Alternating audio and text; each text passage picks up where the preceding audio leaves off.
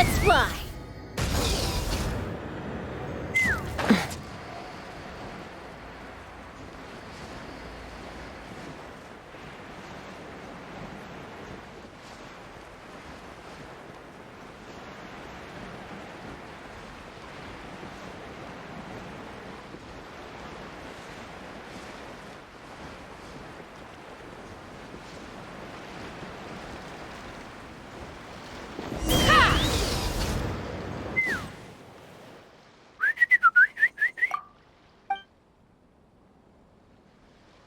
Hey, little birdie, don't feel down. Come and perch on my shoulder. Don't be shy. I'll show you around town. Really? No wonder they never pay attention to me. Forget it. I probably shouldn't be anthropomorphizing them anyway. Haven't seen you in some time. To which one of the Animo Archon's winds do I owe the honor? Oh, is this your way of saying that you missed me? Since it wasn't meant to be with this little birdie, I'd better leave it alone. Let's take a walk, shall we?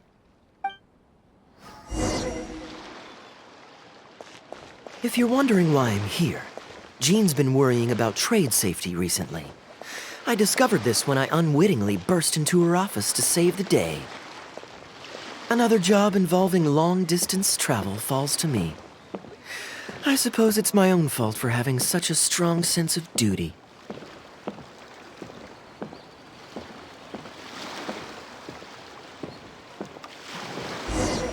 Still, on the bright side, business is now taken care of. And I have unused travel funds, so I was planning to... It's best don't stare.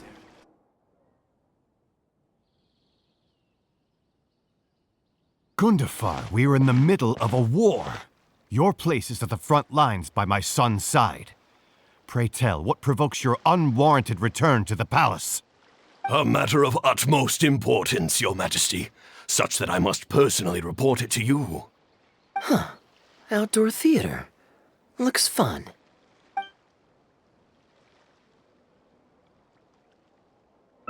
Yes. Here's what I was thinking about the unused funds. Given that the acting Grand Masters saw fit to allocate these funds to my trip in the first place, I think it's my responsibility to make sure that every last mora is put to good use. In other words, what do you say we find a way to spend the remaining budget? Perhaps a fancy meal at a nice restaurant? Or a river cruise that takes in the sights of Sumeru City? Or we could buy a few nice mementos to take home. Hey, no need to put it like that. Let's keep walking. We can consider it some more on the road. The rules of the Knights of Favonius state that any and all expenditures during a business trip are counted as travel expenses. That's more than enough justification to live a little. Of course, with me being here on my own, it was looking like a wasted opportunity. But now that I've run into you, why don't we make this a joint trip?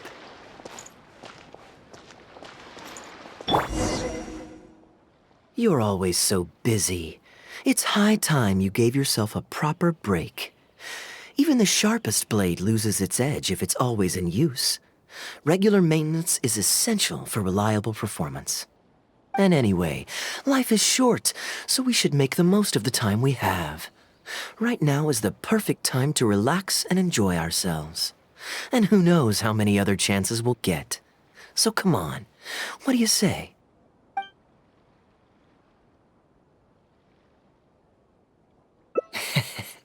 Now I remember why you're an honorary knight. Of course being tempted by money is beneath you. Your honest character is dazzling to behold. Like the sunlight reflecting off the surface of Cider Lake in the late fall, I hold my hands up. My thinking was mistaken. In that case, I guess today's end-of-trip blowout is cancelled. I shall pack my luggage and prepare to return to Mondstadt. Oh, you'd do that for me? Well, this wasn't what I'd originally planned, but it's a very welcome development. When I was souvenir shopping, I picked out something for you too. Guess my thoughtfulness wasn't in vain. Let's keep that a secret for now. Not because I want to keep you guessing. It's just that I didn't think I'd run into you here. All my gifts are back at the inn. I want you to find out for yourself when you open it. The surprise is what gift-giving is all about, is it not? Then it's settled. We'll leave together shortly.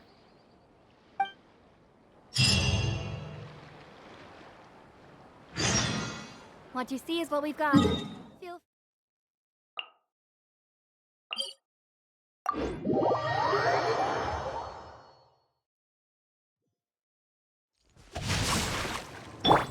Burn it down!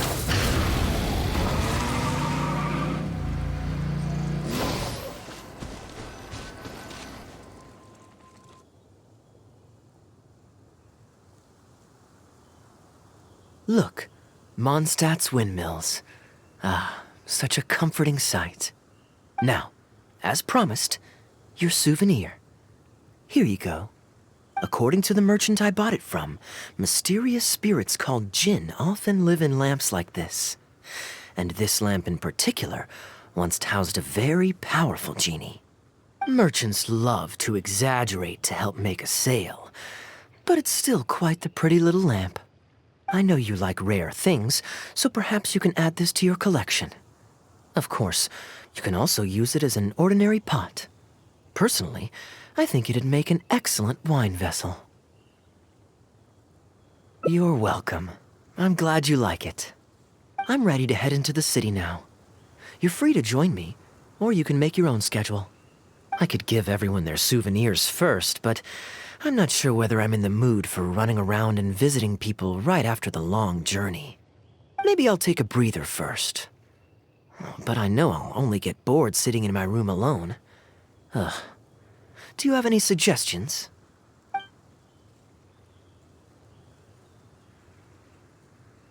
I'm honored to have such a caring friend. Let's go to the plaza in front of the cathedral. We can listen to the bards playing or feed the pigeons. After so long in Sumeru, I've begun to miss that slow-paced and relaxed atmosphere. There's no rush. We can take our time and stroll on over.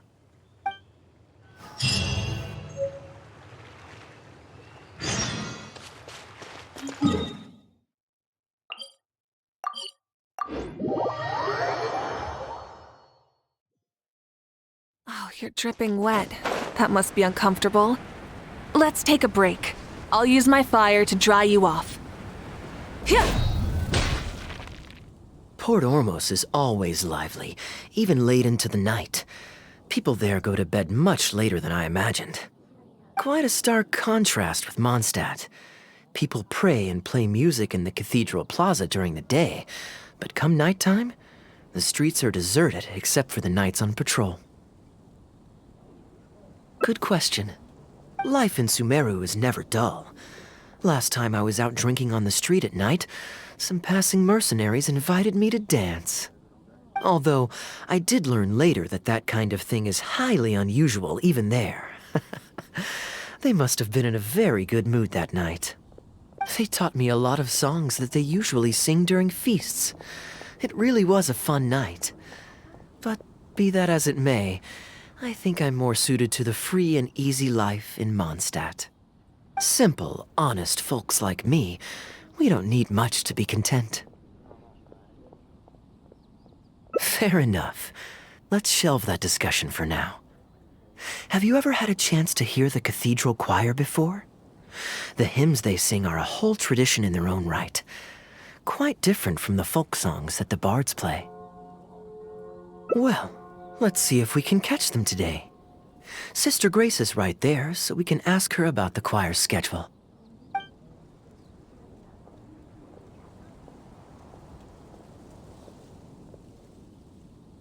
Excuse me, Sister Grace. Does the church choir have any performances coming up soon? Oh, I'm so sorry. The hymn concert we previously announced has unfortunately been pushed back. Oh? What's the story there? As you probably know, Captain Kaeya, we've been trying to organize an amateur choir in addition to the regular church choir. Ah, yes. I heard about that. I believe the plan was ultimately to have different choirs who can take turns to perform hymn concerts. Yes, exactly. Well, it turns out there are plenty of believers who are good singers and interested in joining a choir.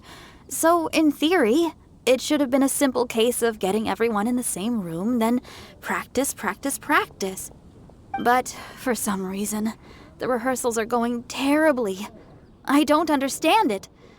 Everyone in the choir has a basic level of musical literacy, but they sound awful together. It's like everyone's trying to do their own thing. There's no group harmony. Oh, maybe I'm just not musically gifted enough to give them the guidance they need. Captain Kaeya, I know you like listening to hymns. How good is your understanding of vocal music? Me? Music is far from my forte. But if you need some help, then don't worry.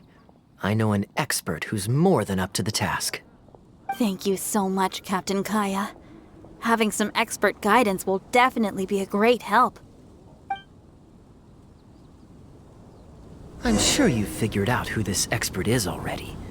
He has the best singing voice of any poet in Mondstadt, and understands poetry better than any other singer. Plus, he's exceptionally easy to find. 9 out of 10 times, he's in the tavern.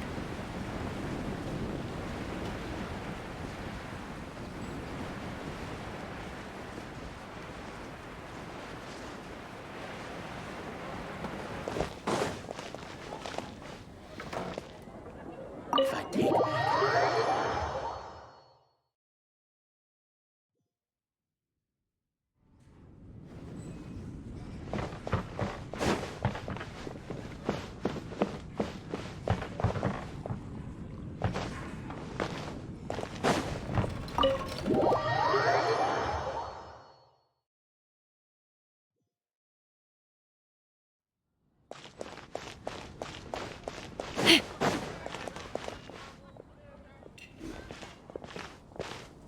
Good day. Drinking alone? I hope you don't mind us joining you. Hello, hello! Please, take a seat. We're all friends here. Patton, 1 moonlit alley and an apple cider.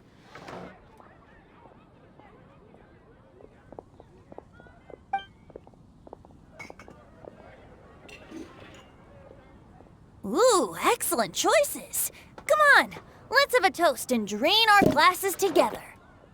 Here's to the time spent drinking with friends, which is more unforgettable than the drinks are delectable.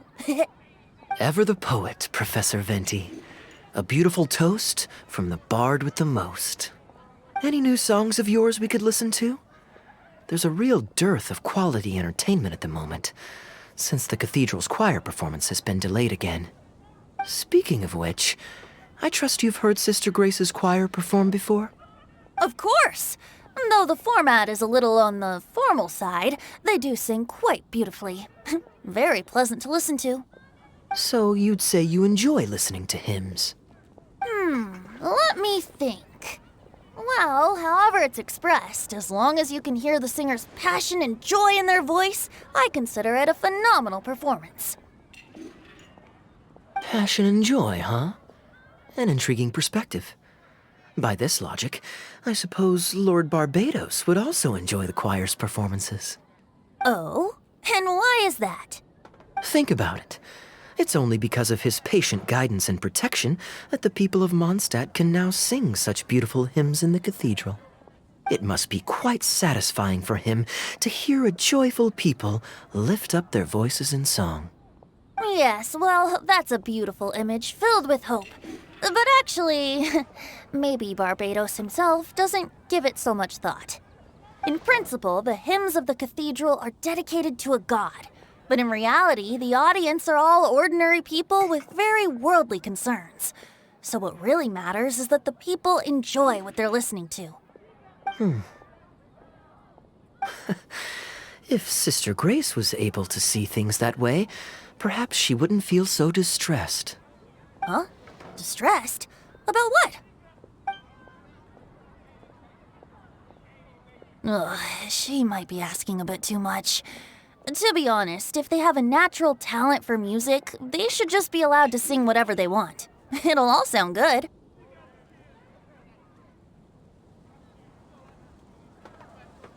I'm pretty sure the first people to sing songs to the Animo Archon weren't all singing the same tune. Besides, he is the god of freedom. Surely he'd prefer to hear Mondstatters sing their hearts out however comes naturally to them. Well, to each their own, I say. But Sister Grace seems quite bothered by the whole thing. If only a kind soul with a deep understanding of poetry and music could help her. Patton? More drinks? Uh-oh. I only brought enough money for one bottle today. I'll have to pass. Another bottle of apple cider for Venti, please, Patton. My treat. Wow! Thanks, Kaeya. You are one of the finest students ever to emerge from my fast-track love poetry class. I always did admire your enthusiasm and kindness. With the aid of this bottle, a humble bard's woes are whisked away on the wind. And so it falls to this humble bard to pass the blessing on to another. Then this is probably the single most worthwhile alcohol purchase I've ever made. With your help, Sister Grace's problems are as good as solved. Sister Grace is a devout follower of the Animo Archon. Perhaps it's her depth of devotion that causes her to worry too much about the smallest things. Don't worry. Just wait a moment. I'll go find her. Right after I finish this cider. The next time you visit her, our sweet sister shall be sad no more.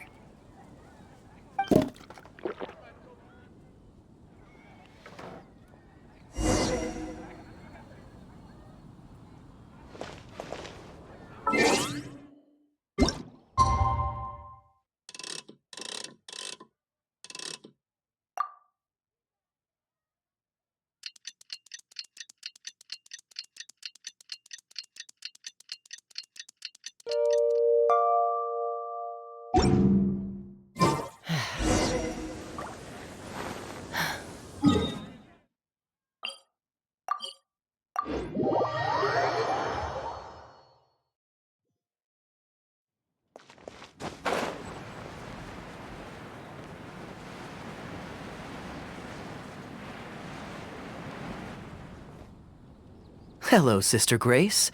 How are the rehearsals going? Captain Kaeya, your bard friend has a few suggestions that are somewhat fanciful in nature. Fanciful in the sense of not worth adopting? Is that what you mean?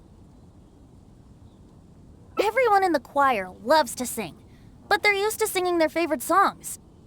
Suddenly asking them to sing in perfect harmony like a church choir with years of experience is just too difficult.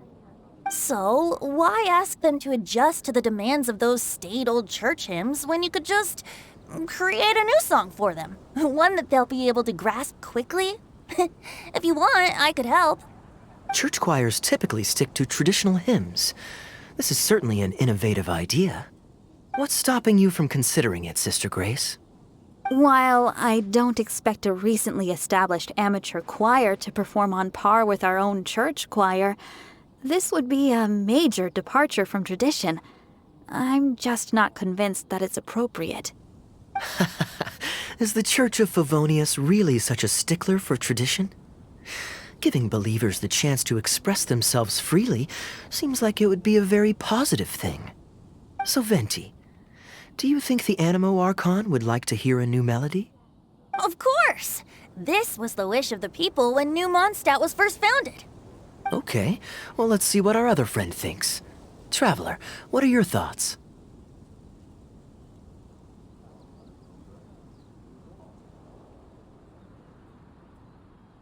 Another vote of confidence. Maybe there's hope for this idea yet. Maybe it's just a generational thing, but... Oh, well, it's not a completely unreasonable idea. I suppose it can't hurt to try. Looks like we're all in favor then, so let's start preparing. Sister Grace, could we trouble you to inform the choir members? Of course. I'll tell them now, and then we'll give this a try. Should we find some people to help us compose the lyrics? If this is to be a new song of the people, then the more fresh ideas we have, the better. Good idea. Let's split up and find some contributors, Traveler. Let me think. Since we're composing a song, we should try and recruit at least one person who understands music. Aha, I know. Sister Grace, how would you feel about us asking Sister Barbara to provide her input? Given that the idea is to write a song dedicated to Lord Barbados, I'm sure Sister Barbara would be very willing. Perfect. Traveler, why don't you head into the cathedral and invite Sister Barbara to join us? I'll look for another friend who's interested in helping us.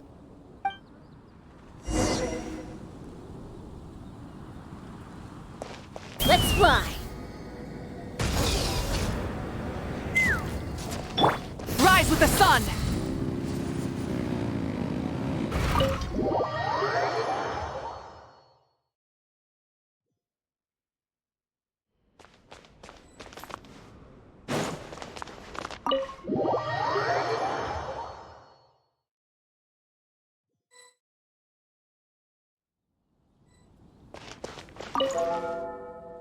Let the wind lead. Traveler, it's been a long time since I last saw you in the cathedral. Fortunately, I have some time to spare at the moment. What is it? Oh, I see. What an interesting idea. The hymns we know today have been passed down to us through the ages. Very few people would ever think to create a new one. But as long as we put our hearts into it and write with reverence and devotion, perhaps our new song can become part of the tradition that is passed on and bring joy to future generations. I never imagined that the bard would come up with such an amazing suggestion. I'd really love to be a part of this. Sure. Let's go there together right now.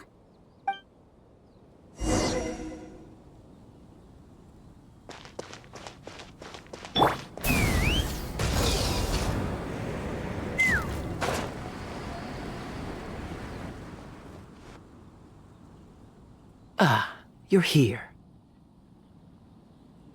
You took your sweet time. Psh, I've seen Kaeya play Genius Invocation TCG, making up a bunch of baloney to distract his opponents. He's a trickster, plain and simple. So now, I gotta check with you guys to see if what he's saying is true. Can we really write about anything we want in this song? Even the evils of Mondstadt's wine industry? And is the choir really gonna perform it publicly? So everyone on the streets will hear it? I don't think anything's off limits. I thought it was a fun idea anyway. Then I want to write this. All booze hounds will be punished harshly by Lord Barbados.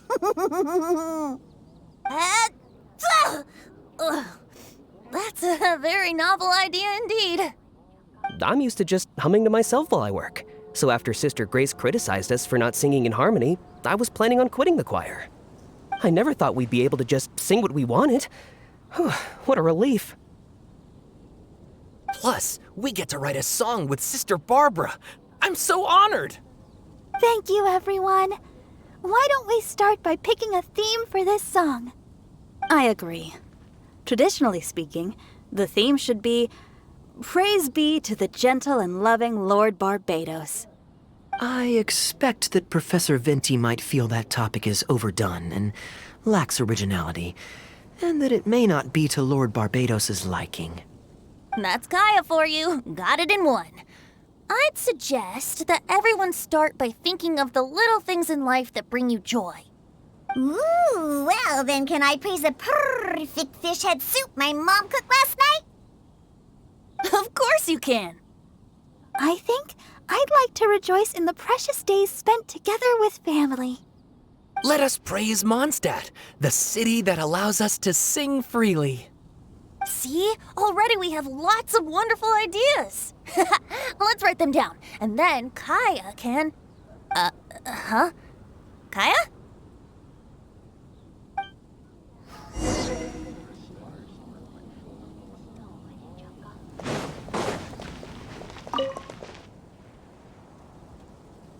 What are you doing here? Didn't want to participate in the discussions? I just wanted to take you to hear a performance, but that obviously didn't happen thanks to the problems with the choir rehearsals.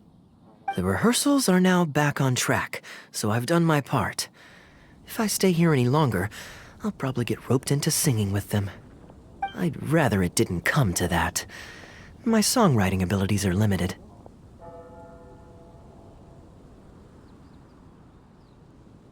If doing nothing but loitering on the plaza enjoying the scenery all day is the only way to relax, then I suppose I didn't get to relax. But that would get boring after a while. To me, it's more fun to wander around, see what's happening, and insert myself into interesting situations. Besides, can you be so sure I didn't have something to gain from helping Sister Grace with her choir rehearsal dilemma these past few days? Oh, I spy 2 naughty students skipping class, and they just so happen to be the very 2 who asked me to help Sister Grace in the first place. We're ready to review and discuss everyone's lyric contributions now. Hey, why is it that you look like you're trying to run away? I still recall the teachings of Professor Venti. The Animo Archon cares not about how moving the people's songs of praise are, but rather whether or not the song comes from the heart. With so many true believers gathered together earnestly writing a song for him, I'm sure the Animo Archon is watching on and feels very satisfied. That's what a song of worship is all about. So, mission accomplished. And that's the reason you've decided to leave? Slipping away before the final verse is sung, before the poet has uttered the last line, before everything has concluded. I don't know. Something about it just resonates with me.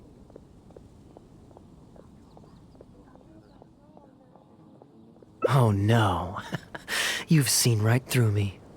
Wow, that was a craftily crafted speech. I almost fell for it. But to share all this with a group of friends, only to find myself one friend short before the final verse is sung, before the poet has uttered the last line, before everything has concluded, I don't know. Something about it just irritates me. If you don't want to write a poem, then let me gift you one.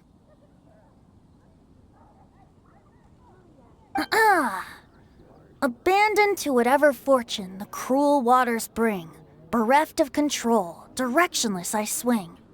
The swift currents surge, and onward I urge, through the snow and frost that fall and winter bring. Majestic waves cresting, surf roaring its tail, none but the ocean to hear as I sing. The stars in my eyes as I chart toward the horizon, that into one day from the endless dome of night I shall spring. If you are a chaser of freedom, the Animo Archon will bless you. So why not let those feelings out and sing with everyone? A boat that has come unmoored will not get lost in the night, but sail towards the dawn. A beautiful image. Of course, you don't have to believe in it, but the winds of Mondstadt will guide every lost ship back to safe harbor. Well, after a fine poem like that, it would be plain rude of me not to rejoin you. Let's head back together. You 2 of all people have to be there for the grand finale.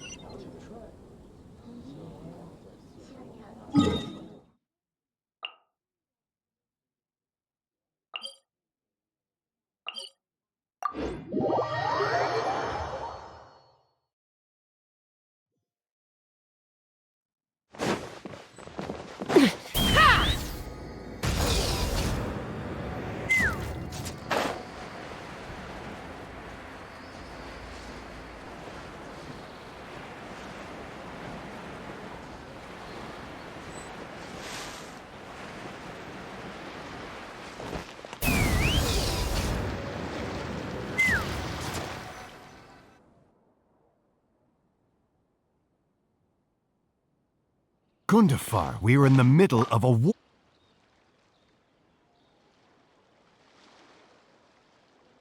Actually, yes. I saw some guards do a musical performance when I was traveling with their caravan in Sumeru. They were desert dwellers. So are these actors. And I think I actually recognize one of them. Come on, let's go watch.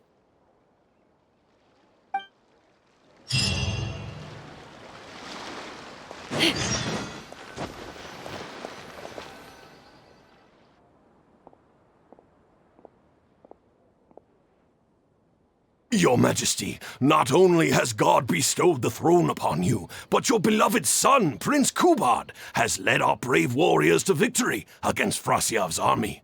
His men have laid down their arms and fled. Frasyav's brazen ambition is no more. He has bowed his head and now presents to your Majesty an offering of treasures and hostages, as well as a plea for peace. My king, this battle has finally restored the dignity of our people. Moreover, with Frasyav's offer of land comes the opportunity to expand our borders, as your Majesty so greatly wishes. His Highness the Prince and I believe this peace settlement will be a great boon to our nation.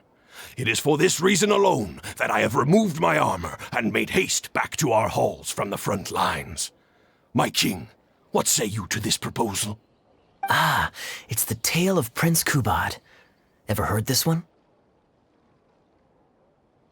Don't worry, I still remember the general plot. Let me fill you in on the background while the king deliberates. The main characters are the brilliant Prince Kubad and his war-hungry father, King Kabus. The one talking to the king right now is Gundafar, the prince's tutor. When the prince was young, the king was deceived by a malicious rumor that the prince had mistreated his stepmother. He demanded that the prince walk through a blazing fire to prove his innocence. Miraculously, the prince emerged unscathed, thus proving his innocence. But the seeds of doubt had already been sown in the king's mind. Now uneasy in the presence of his mistrustful father, the prince requested to be sent away to the battlefield where he would fight against Frasyav's army. That's the enemy general we heard them mention just now. This is the part where the prince has won the war and decided to forge a peace with the rival nation. He wrote a letter recommending peace to his father. Oh, it looks like the king's made up his mind. Let's keep watching. Frasyav lost because he did not have the blessing of God. Our God will always watch over us and punish our enemies. Once the bells of war have begun to toll, they shall not cease until the blood of our enemies fills the land. There can be no victory until the last enemy soldier has fallen. If Kubad still wishes to be my son and hold the intaglio I bestowed upon him as proof of his royal blood, then he must obey my command. Your Majesty, I must caution that a nation destroyed is not a fallen city writ large. Now, the loss of one city strikes fear into the hearts of our enemies, compelling them to accept defeat and cede land in exchange for peace. If, however, we insist on bringing a whole nation to its knees, then so long as a single person is left standing, they will see us as their sworn enemy, and one day return to us tenfold the pain that we have inflicted on their nation and family. My king, a people is to their nation as wild grass to the open prairie. Though we burn down the whole field and spare not one blade of grass, roots continue to grow unseen beneath the surface. Come the spring, it is all but inevitable that fresh green shoots will rise up from the ashes. Cease, Gundafar. Your mind grows dull in your old age, filled with naive delusions. We shall have no more need of you on the battlefield. As for my son Kubad, I will summon him back to the capital so he may be tried by a court-martial. What are you saying, my noble king? Why must you mistrust your own flesh and blood and sink ever deeper into the blight of hatred? When he was falsely accused, you once doubted his honor and made him walk through a raging fire. Did he not prove himself worthy by emerging unharmed from the flames? Now you would turn me away when I seek only to provide the wisdom of counsel. What is the justification for this? The justification is that my word, not yours, is the law of the land. Cease and be gone, Gundafar, so you may spend the rest of your days with your wife.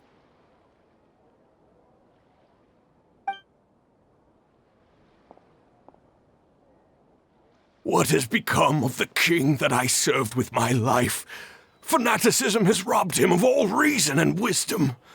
Peace is surely the most favorable path for our nation, yet he refuses to accept it. I must think of a way to seize control of the army back from the hands of my wayward son, that they might continue the fight to the end. Perhaps the first task should be this. I shall send a loyal contingent of warriors to eliminate Frosyav and the hostages he has sent to our palace. Brilliant acting, Darbil. I saw you approaching us in the middle of the scene. I was worried that my performance would be subpar and you'd think I was just making a fool of myself. Not at all. Far from it. Actually, let me introduce you. This is Darbil, the actor for King Caboose. When we first got to know each other, he was still a guard for one of the merchant caravans. Seems like he's now made the switch to full-time acting. Nice to meet you. Any friend of Kaeya's is a friend of mine. To be perfectly honest, I wasn't making all that much as a mercenary. It felt right to me to get away from the danger and live a more stable life. I was already pretty good at telling stories, so I just recruited a few friends and started performing shows all over the country. Full disclosure, we had to put this little stage together using whatever wood and cloth we could borrow. It's really low budget.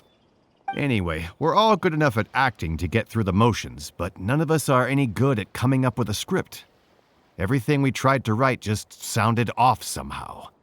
So I got a student from the academia to adapt an old story I knew to make it more appealing to our audience. What do you think? Passable? I could tell that you've had someone tighten up the lines. They turned out very nicely. That's good. Well, as you can see, even now, we still don't have much of an audience. Don't suppose you'd be interested to see the rest of the show? Sure, why not? I don't have anything pressing lined up. And I don't think the Traveler does either. Tickets for 2, please. How much would that be? There's no need for tickets. You could just get some food from Jafar Tavern. We've worked out an arrangement with them. We've actually found a sponsor for this performance, too. He's not too happy about the poor turnout, though. I doubt we'll be able to keep him for the next performance. A real pity. But what can you do, huh? Darbil Asgar still hasn't shown up for the next scene. We should get his costume and sword out so they'll be ready to go the moment he gets here. My apologies. I have to get ready for the upcoming scene. I'll see you from the stage.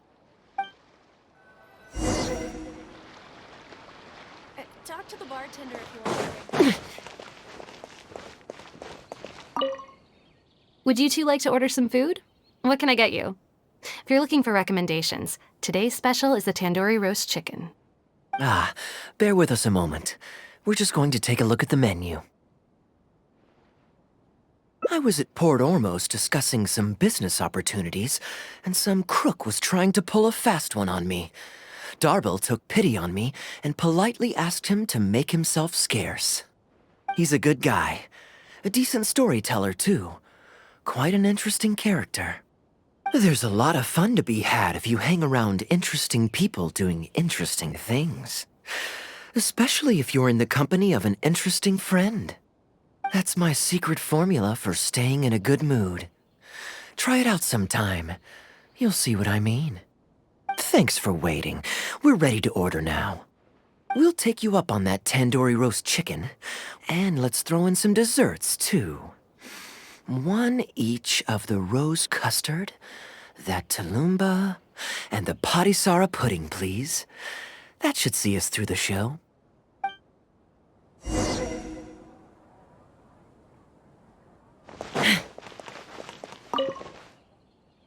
We've got good seats, close to the stage, but also not too crowded. We can watch the show as we eat. If I remember correctly, the next scene should focus on the prince. But I won't spoil it for you. You have to experience it for yourself. I don't tend to judge a story's worth by my personal affinity for it. But if you want to know my opinion, I'd say it's a fine tale, with a classical flavor that makes it a story for the ages. History always repeats itself. When you keep this in mind and watch out for the echoes of past events in the present, things that appear unfathomable at first glance become much easier to comprehend. Here you are. The check's on the table, too. Just call me over when you're ready to settle up. No need. I'll pay up front. Here. Keep the change. Thank you, sir. Oh, but this is too generous. Call it a token of my gratitude for the excellent service. The food all smells wonderful, too, so please pass my compliments to the chef. Thank you so much, sir. Let's dig in, traveler. Hey, Kaeya. I'm so sorry, but the actor who plays the prince has run into some difficulties and won't be able to make it. We can't do the rest of the show without him, so I'm really, really sorry, but we'll have to call the show right here.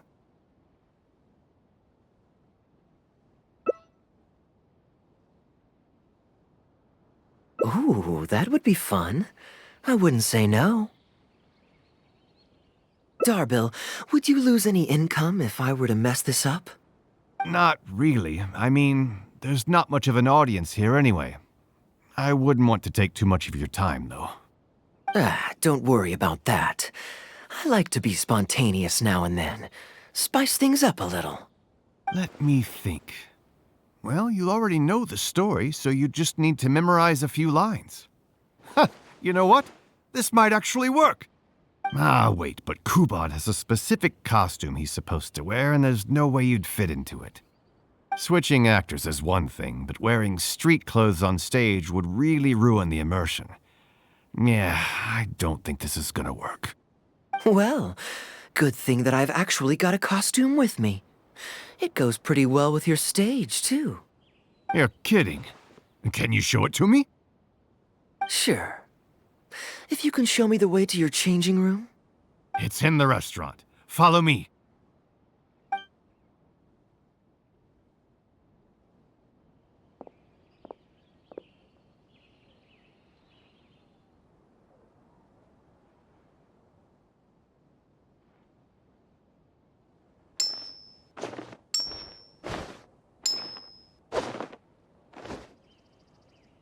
Gotta say, I think I actually look pretty dapper in this.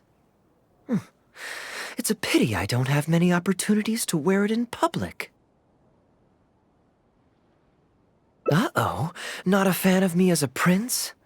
I'll have to act my heart out so you'll be too dazzled to make any digs. Kaeya, here's your script for the next scene. It's not too long, but you also don't have very long to prepare. Do you think you can memorize your lines in time? Only one way to find out. Okay, I think we've covered all your lines and movements on stage. You haven't had long to prepare, so don't worry about forgetting your lines. We'll remind you. All right, I'm good to go. Great. Then let's get this show on the road.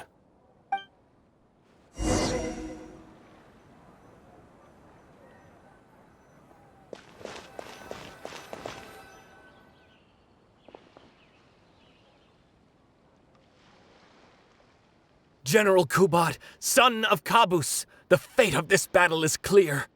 I beg you, please spare my few remaining men. They no longer have the strength to fight back.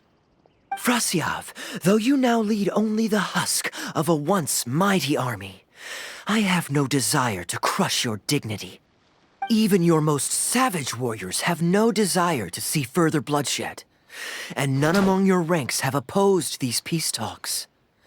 Nevertheless, I must hear it from you one final time. General Frasyav, do you agree to sign a treaty in good faith and commit from this day forth to peace between our nations? With my army in ruins, I am in no position to do otherwise, but on this, I give you my word.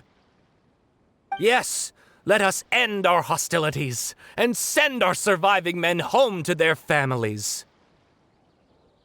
We share the desire to lay down our arms for good and liberate our hearts from the dirge of hatred.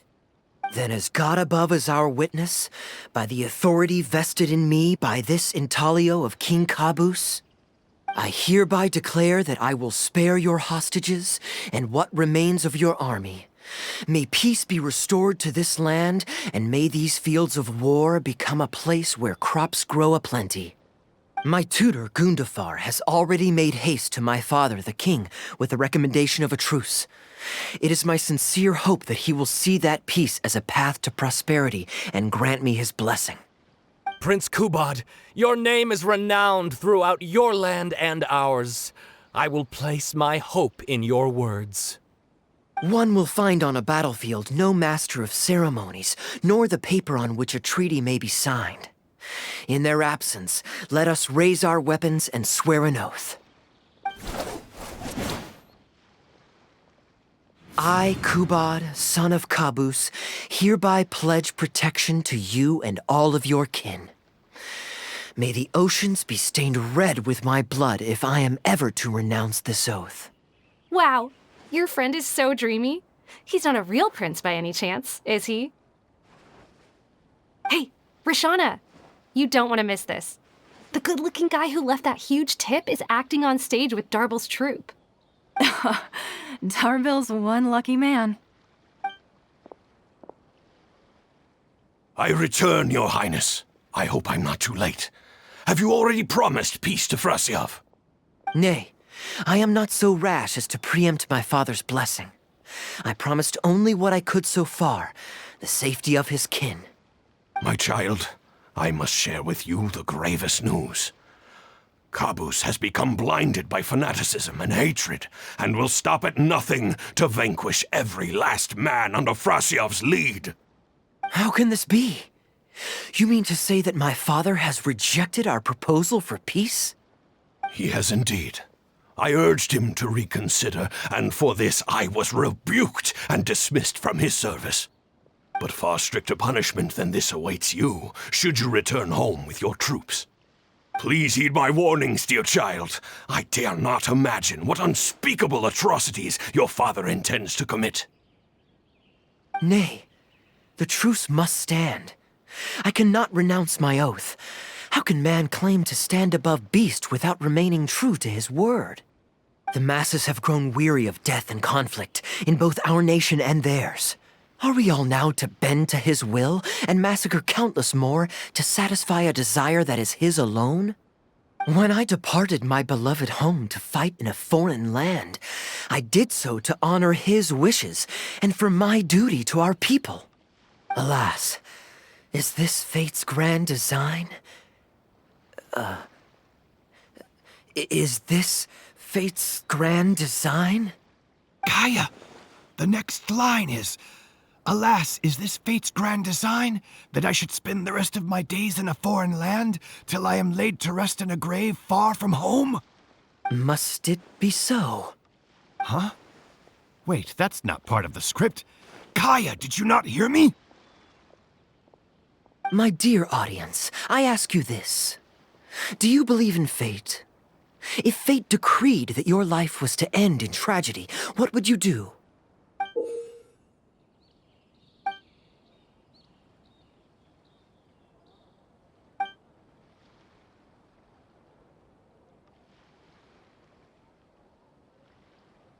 Oh? Then so must it be. Yes, so must it be. I shall discard this intaglio and rid myself of the shackles of fate. Wait, but that's not... My dear prince, do you intend to betray your father and abandon your heritage? Fate means to send the machinations of war to every corner of the land, to fan the flames of conflict till they engulf the entire world. Fate would see my sword tainted with the blood of innocence, that the bright banner of my homeland might fly in every nation known to mankind. But I shall not bow to the will of fate. I am no pawn in heaven's plan. Bravo! Where did this guy come from? Is he one of the new hires? Shut up. Stop interrupting. I, Kubot.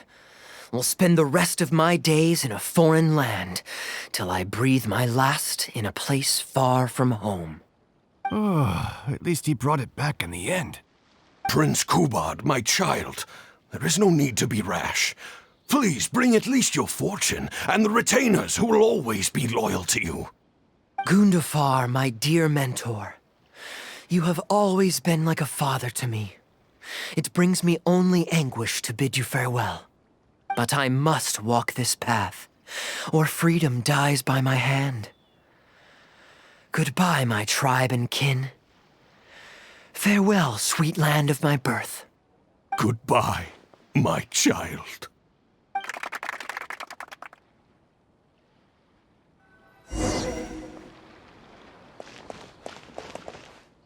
Ooh, it's Prince Kubot. Could I please get your autograph? Why, certainly, ma'am. Ooh, thank you. I'll just go find a pen. Feeling more like a fan now? Acting is quite fun. If there ever came a day when I left the Knights of Favonius, I think I might go into acting full-time. Darbil, could you introduce me to this young man? My apologies, Master Toos. I somehow missed you in the crowd earlier. I was some distance away. I just came over near the end after I noticed the large crowd gathered around the stage. The performance was outstanding across the board. I knew that the poor turnout over the past few days was just bad luck. It was only ever a matter of time before you hit it big. The improvised section was particularly good. I think you could include some improvisation as a staple in future performances. As for the prop he threw, no need to get it back. It's fairly cheap anyway. Thank you, sir. And a big thanks also to our wonderful prince. Had Kaeya not agreed to fill in, we might have disbanded right on the spot. Kaeya, was it? Well, young man, I must say you've made quite the impression on me. My caravan is always loaded with the finest food and wines. You're welcome to visit at any time. Thank you for the invite, sir, but I'm afraid I've reached the end of my time at Sumeru. I'm sure that my friends and family in Mondstadt must be missing me terribly. Well then, consider it an open invitation. Once you've been bitten by the travel bug, my friend, you'll be getting itchy feet again before too long. My door is always open. If you're ever interested, please ask Darbil to reach out to me. Darbil, we can continue discussions on the sponsorship once you've wrapped up today's show. I'm going back to the inn. Thank you so much, Master Toos. I'll see you shortly. Seriously, Kaeya, thank you for bailing me out again. You're a good guy. May the gods bless you. You know, you should stay for a few more days. I owe you a meal at the very least. Darbil, Asgar is back. He lost track of time playing Genius Invocation TCG. You've got to sort him out. Genius Invocation again? Ah, that does it. That kid's not getting away with it this time. Please excuse me, Kaeya. I will be right back. Sure, there's no rush. Okay, I think they're all gone. Let's slip away now while we can.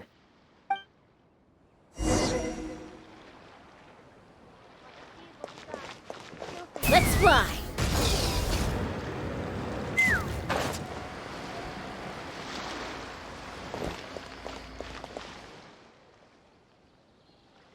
All right, this should be far enough. Don't think they'll find me here. People were starting to expect a lot of things that I didn't sign up for. Besides, the missing actor is back now. Darbil shouldn't be needing me to stand in again. I don't mind socializing, but compared to chatting over food and drink, I much prefer just going wild on the stage. What about you? Did you enjoy the show?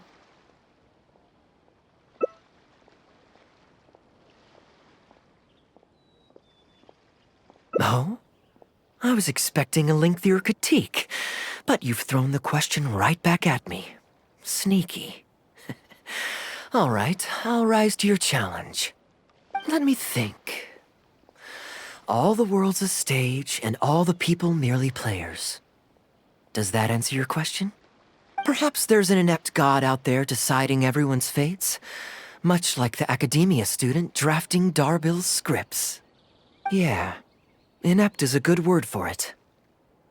Honestly, it might even be a little too civil to describe a god who turns fathers against their sons and is bent on endless warmongering, don't you think? Anyway, that's exactly why actors need to wake up and realize they don't have to follow the script. There's nothing to stop them from following their gut and making it up as they go along. Oh, my dear traveler, please don't take me too literally. I don't want you to get the wrong idea. The god is just a figure of speech. The real point I'm making is about the actors. Everyone, you and I included, is both an actor and a member of the audience. If you don't like the script, just walk off the stage and join the audience. You always have a choice. A little too obtuse? Well, don't dwell on it. It's nothing worth losing sleep over. I was just thinking aloud. Relax, be yourself, do your thing. That's all I'm really trying to say. When I did my little bit of audience interaction back there, you had no time to prepare. You had to just say what you thought in the moment. I think those spontaneous thoughts are often the most authentic. And that's why I liked your answer. You're still holding on to the intaglio I threw you from the stage, right? Keep it. Think of it as a souvenir from my improvised performance. It's been the most fascinating day, hasn't it, little birdie?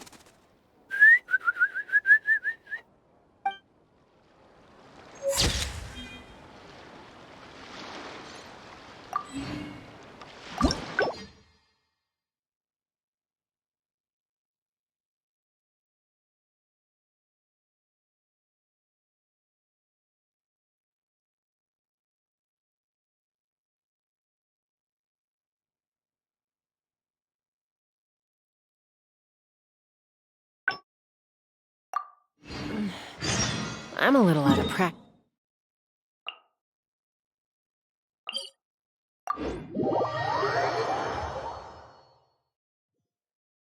Take me up!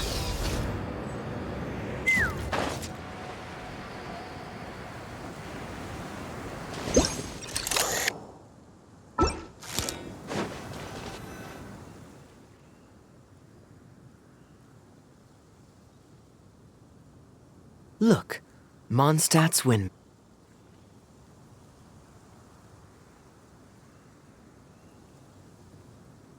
Yes, I suppose. Okay, souvenir run it is. They're mostly people you know, so it'll be a chance for you to say hi to some people you haven't seen in a while. Let's start by going to the Knights of Favonius headquarters. Jean and Lisa will definitely be there, and with any luck, we might run into a few others too.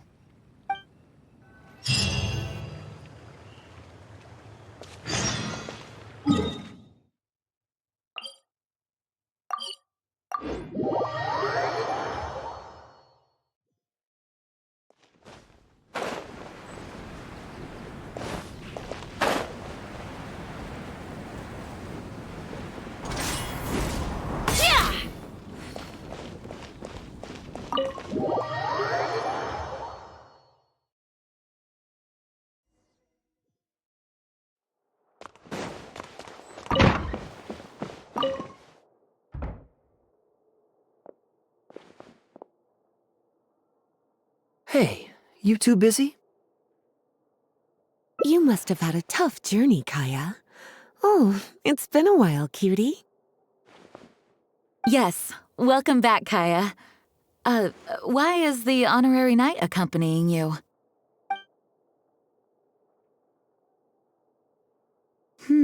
I understand. Back to matters at hand, Kaeya. I have already received your report. You did well this time, thank you. A few days ago, we received a letter from the representative of the Wine Merchants Association in Sumeru. It was thanks to your on-the-spot decisions that further losses, due to continued delays, were avoided. Just doing my duty. Anything to reduce the acting Grandmaster's workload. Oh, I nearly forgot. I have some unused travel funds. I'll return the surplus now. Given the suddenness of the situation and the difficulty in resolving it, I authorized a greater than normal disbursement in case of unforeseen circumstances. But I didn't think there would be this much left over. Thank you, Kaeya. Just doing the right thing. But I'm not actually here for a post-trip debrief. I brought some souvenirs back for everyone. Souvenirs from Sumeru? Here, the letter opener is for Jean, the jeweled brooch is for Lisa, and the items in the box are for everyone else. The artistry of this is exquisite. Look at the ornamentation on the sheath. This must be one of those crafts unique to Sumeru. It's my first time seeing one in person. Thank you, Kaeya. I love the color of the gem in this brooch, and the setting is so elegant. You have excellent taste, Kaeya. This can't have come cheap. It wasn't too bad. I didn't spend too much. Might I intrude a moment? Albedo, is that you? Come in. I finished the latest quarterly expenses report for the workshop. It's ready for your review. Traveler, greetings. And Kaeya, welcome back from Sumeru. Haven't seen you in a while. You two look like you're in good spirits. As a matter of fact, the honorary knight and I traveled back from Sumeru together. Ah, yes, and I brought some souvenirs for you and Klee. They form a set. Hold on, let me dig them out. You're too kind. Klee has been constantly inquiring as to the timing of your return lately. Since you weren't around, she thought you had also been grounded, and that it would be a long time before you could come out. Children always have the most peculiar way of looking at things. Also been grounded? Sounds like things haven't been too dull for you all in my absence. It's Klee's third time this month. Evidently, you're not the least bit surprised. No. On the contrary, what would be a surprise is if Klee ever managed to stay out of trouble for a substantial length of time. Anyway, since my souvenir is part of a set with Klee's, there's no rush to give it to me. When Klee's next, released, I'll bring her to see you sometime. We'll collect our souvenirs together. Sure, makes sense. Leave the surprise for the person who'll enjoy it the most. I'll leave these documents here. I'll take my leave now, everyone. Kaeya, I've approved your vacation request. Use this time to relax and unwind. Don't worry about the report and other work. I'll take care of it. You too, Honorary Knight. There isn't any work the Knights of Favonius require your assistance with at this time, so please take it easy. Thank you. Then we'll be going now. Enjoy your vacation. But don't forget to return the Fox and the Dandelion Sea series before it's due. Don't worry, I'm nearly done with those. I'll be able to return them in a few days.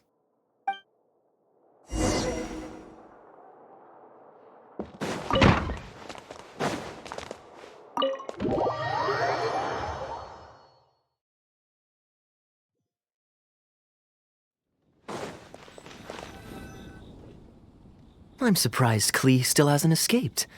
I taught her a few tricks just before I left. Kids will always have their moments of mischief, but to be able to grow up without a worry or care in the world is something truly precious. Well, now that all the gifts for the Knights of Favonius are with Jean, next up is... Ooh, how about we visit the Dawn Winery under the pretext of delivering souvenirs and try to score some free wine? It's been a long time since I last saw everyone there. Plus, it'll be the perfect time to treat you to some of their newest brews. Diluc should be there tomorrow since he has business to deal with. But then there's nothing scheduled for the day after tomorrow, so perhaps it'll be easier to get free wine then. What do you think? When should we go? That works. Then I guess we'll see Diluc. Let's meet at the front entrance of the Dawn Winery tomorrow.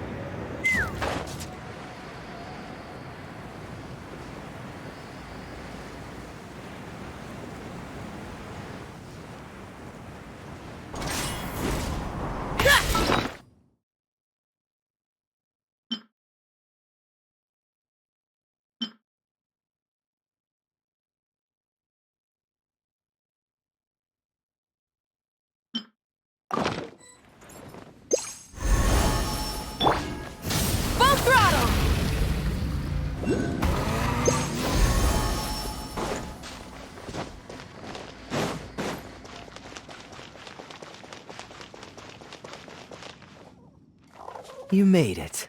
Come on, let's go inside. Brace yourself for some sour grapes.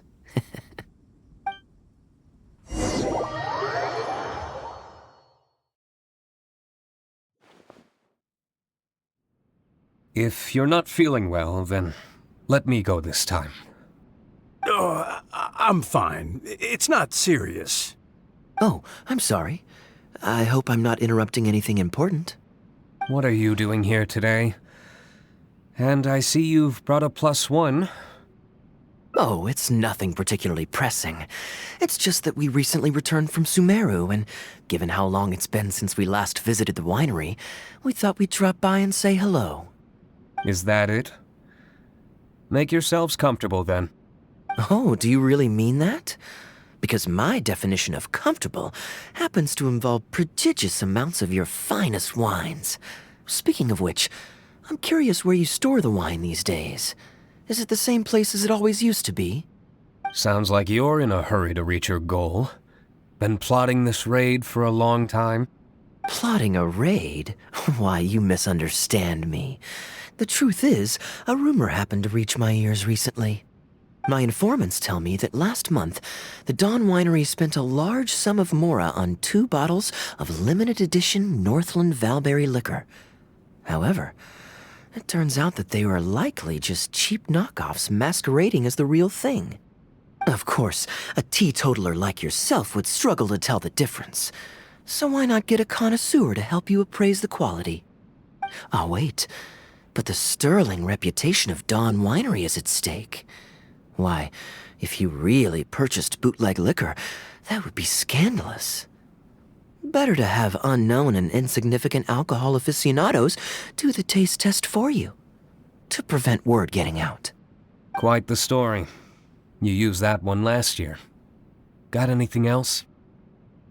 What? Really? I totally forgot. In that case, how about the principle of reciprocity? Here, this is for you. I bought it for you in Sumeru, and it cost a veritable mountain of mora. Thanks. Put it on the table. That's it? No comment whatsoever? You want a comment? Okay then. This thing is very in line with your unique aesthetic tastes. Much like that vase over there. Elzer, fetch a bottle of this year's newest batch from the warehouse, or else someone will keep blathering on with endless excuses. One moment, Master Kaeya. I shall fetch it immediately. What's wrong, Elzer? Are you okay? My throat is a bit raspy is all. It got better after I began taking medicine, but recently it flared up again. Other than a bit of difficulty breathing now and then, it's nothing to be concerned about. Many illnesses are caused by overwork. If you don't get enough rest, medicine alone won't solve the problem. Surely you should have long since handed over the work of the winery to Diluc by now. You can't keep being Diluc's butler. He's becoming a louse. Actually, most of the time he... Take some time off, Elzer. Don't put it off any longer. I'll handle the guild matters. It's important to take care of your health. You have to take it seriously. And, Cavalry Captain, you would do well to remember that brevity is the soul of wit. Master Diluc, Master Kaeya, thank you both. Then I'll take my leave and rest for a few days. Enjoy your vacation. Though, before you officially clock out, let me head out the door with you. We can grab a few bottles on the way. There's nothing quite like enjoying a quality wine while feeling the gentle breeze against your face. Normally I'd accompany you, but unfortunately I still have some pressing matters to take care of. My apologies and regards to both of you. Really? Oh, that's a shame.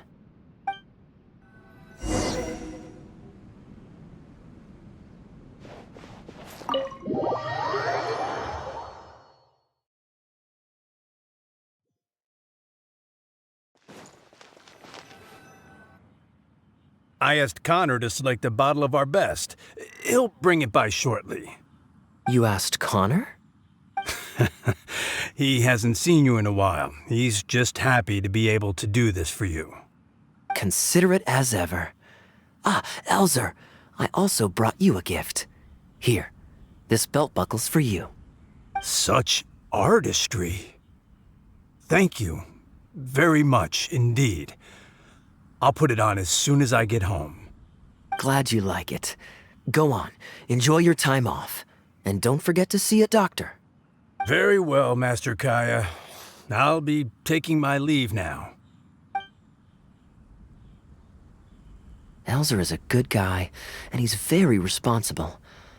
But with 1,000 different things to worry about each day, that same sense of responsibility wears him down. Master Kaeya, your wine and an apple cider for your friend. All freshly fermented this year. Please, have a taste. Traveler, this one's for you. Oh, very clear. And a full-bodied aroma. That's rather nice. Isn't it? This one's a little on the sweeter side, but I can go grab a dry one if you'd prefer. No need. Sweet is just fine. Let's drink one together. Don't mind if I do. I haven't caught up with you like this in a long time. We used to always pour the first glass for you when cracking open a new barrel. With you gone these past few years, I've had to drink it for you. Well, since it wasn't me harvesting the grapes, de-stemming, or crushing them, it's much more fitting that you should take the first taste. It's an important step in the winemaking process. After harvesting the grapes, the stems have to be removed prior to fermentation, or they'll affect the quality. If you'd like, Traveler, you can help us harvest some grapes. Winemaking can be quite a lot of fun. It isn't nearly as exciting as he makes it sound. Your back will be in so much pain after picking grapes that you won't be able to stand up straight. Master Kaeya is right. Harvesting grapes is a back-breaking labor.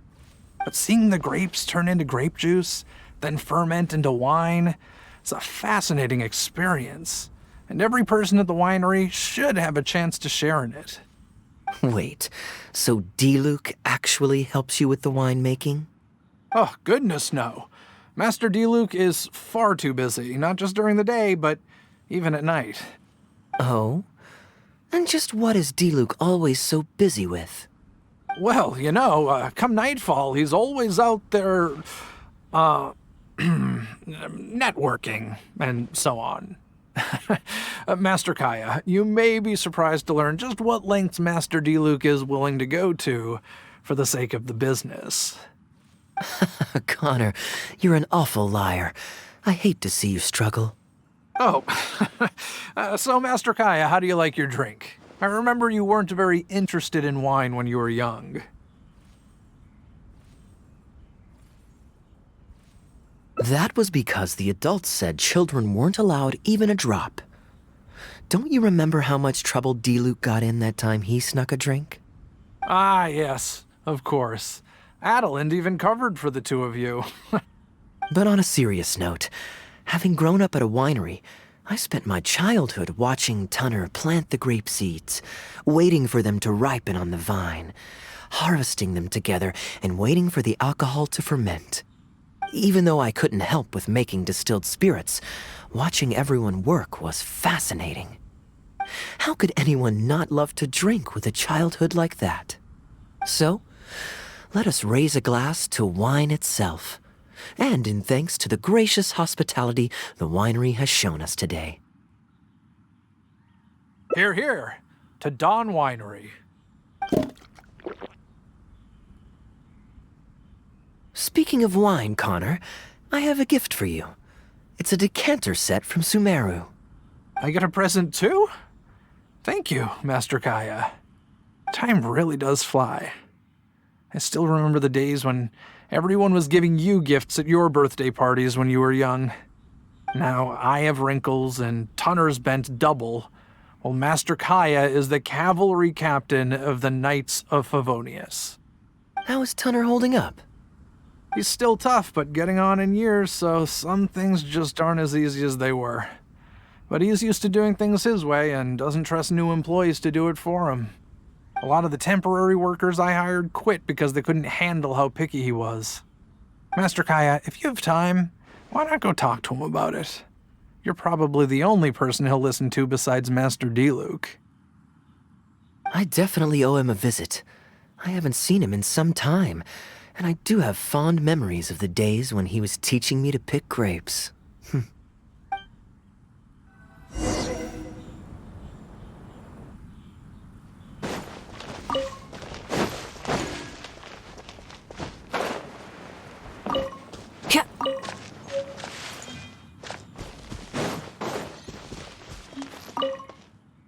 Busy day today, Tunner? Oh, Master Kaeya, you're back. No, I'm not at all busy. I just spend my hours watching the grapes growing on the vine. They're growing wonderfully this year. A few rows are almost ripe. We've already begun harvesting them these past few days, so that'll keep me occupied. Sit. After we're done picking, I'll bring a few bunches over for you to try. No need. We were just drinking with Connor, and our stomachs are so full of wine that we couldn't eat a bite. What about your friend? Doesn't he want to try? Allow me to introduce the honorary knight of the Knights of Favonius. Ah, the honorary knight in the flesh. There are so many talented people in the Knights of Favonius. You all have bright futures ahead of you. Harvesting grapes is hard work. Let me help you. Do you still remember how I used to help out when we were short-handed? I believe I do. In that case, I'm counting on you. What's this? Everyone's clamoring to do manual labor? Well, suits me. More help is always appreciated. Come with me, young lad. I'll tell you which grapes are ripe enough, and you can pick them.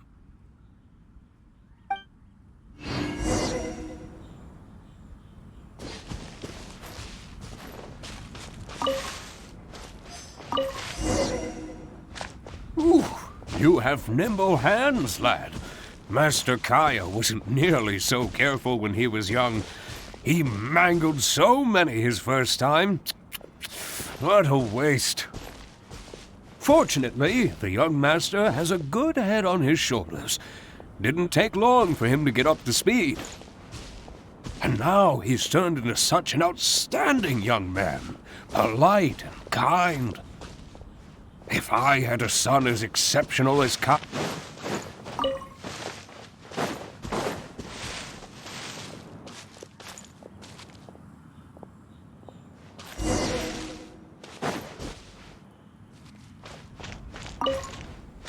There's a few more rows of grapes up ahead. Let's finish picking them together. Careful, Nut. These grapes look excellent. You're a fast learner.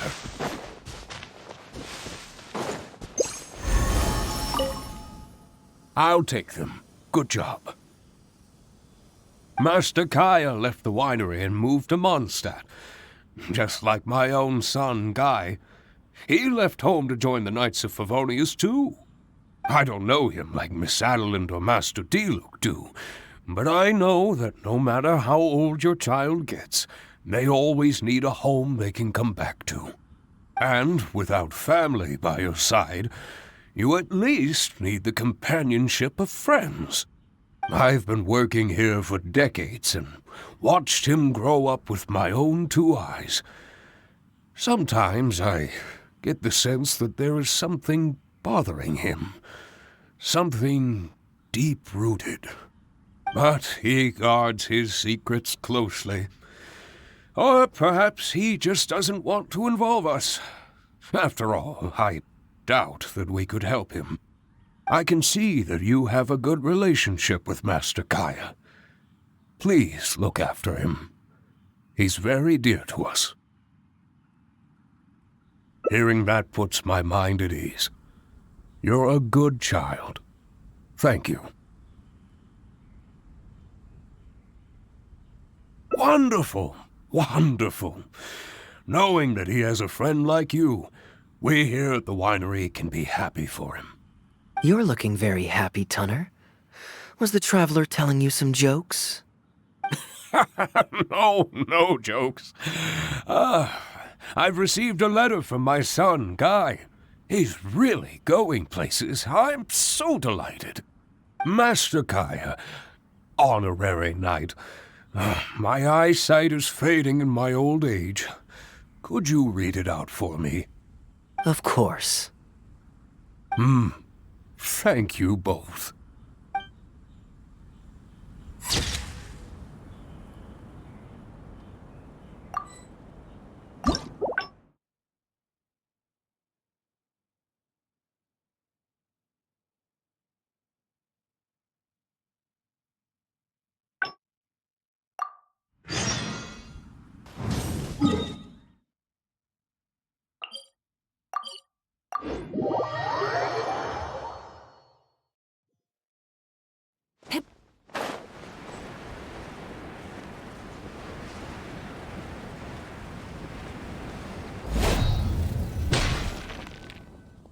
I'm surprised Klee still hasn't escaped. I taught her a few tricks just before I left. Kids will always have their moments of mischief, but to be able to grow up without a worry or care in the world is something truly precious. Well, now that all the gifts for the Knights of Favonius are with Jean, next up is...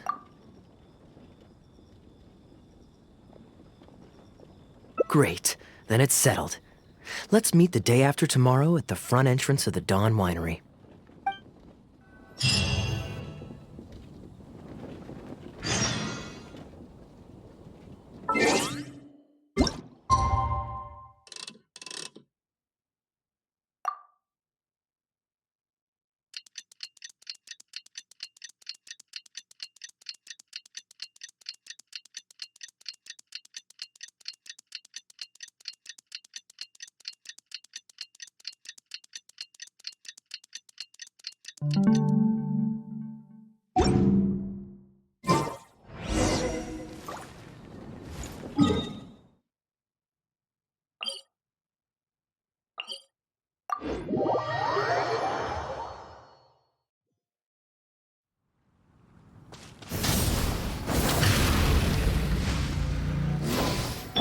Take me up!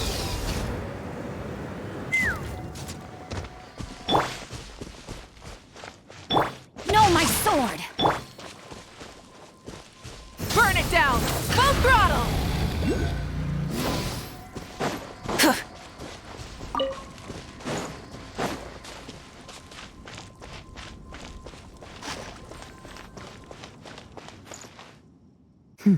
You're more punctual than I expected. Let's head inside.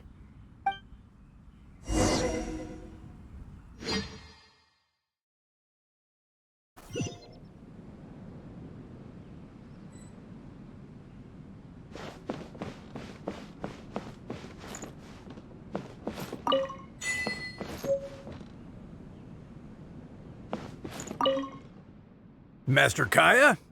And the Traveler? Welcome, welcome. Please, come in. I'll fetch you both something to drink. Long time no see, Elzer. Yes, it's been a while, hasn't it? So what brings you back to the winery this... Sorry. Is there anything I can do for you? No need to be so formal. I just returned from Sumeru and dropped by to see you all. Ah, what a pity. Master Diluc went out to handle business last night and hasn't returned yet. Never mind. The main thing is that you and Adeland are here. Oh, speaking of Adeland, where is she? She's taking some time off. She was busy cleaning yesterday and finally has a bit of time to herself. Perfect. I brought some gifts for you both. Here, this belt buckle is for you.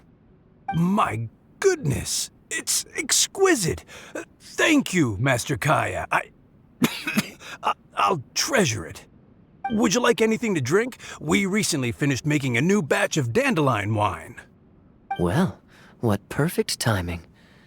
I was just wondering how this year's batch was coming along. Let me fetch a barrel and have someone deliver it to the Knights of Favonius headquarters for you.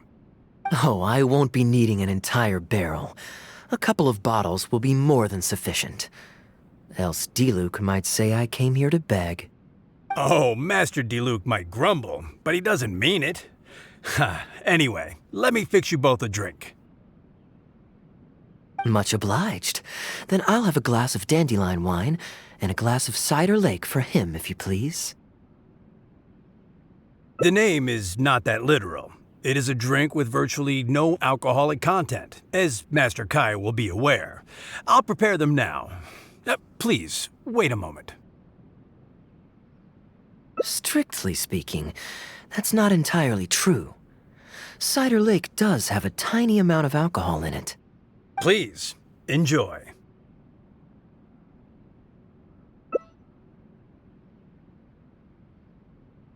Pleased you liked it. Looks like my bartending skills haven't faded with age. How have you been recently? Is the winery's business doing well? To tell you the truth, we've had our work cut out for us recently trying to fulfill some major orders. Things have only just started to quiet down over the last couple of days. So, you've had no time off lately? Master Diluc was concerned about the same thing. But with him being out on business for a few days, who would take care of business and the guests if I were to take time off? Maybe some other time. At least take half a day to see a doctor and make sure you're okay. If your condition worsens, Diluc will never forgive himself. You make a fair point. If you're worried about having someone to handle the winery, why not leave it to me? I'm familiar enough with your responsibilities to cover for you for a while. Master Kaeya, Please, come back to the winery more often. We all miss you very much. All right. No need for that kind of talk. Come on. I'll see you out.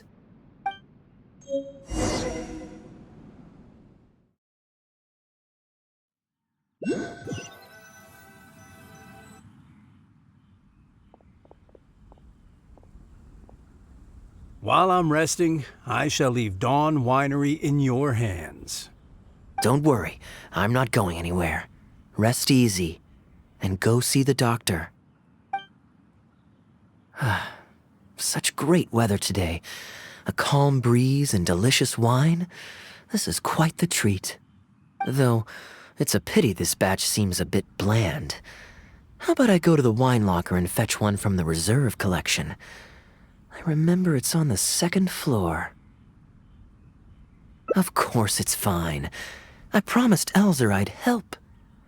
I said nothing about leaving the wine alone. Sorry, I'm a little late to the welcome party, but I believe I just heard the words wine locker and reserve collection. Planning on pilfering a bottle of reserve, Master Kaeya? The reserve collection is reserved for a reason, you know. You should at least run it past Master Diluc first. Oh, Adeland, surely you misheard. We were simply taking a walk around the house. I see. Anyway, what brings you and the traveler to the winery today? We just returned from Sumeru. It's been a while, so I thought we might drop by and say hello. And perhaps enjoy a complimentary drink while we're here.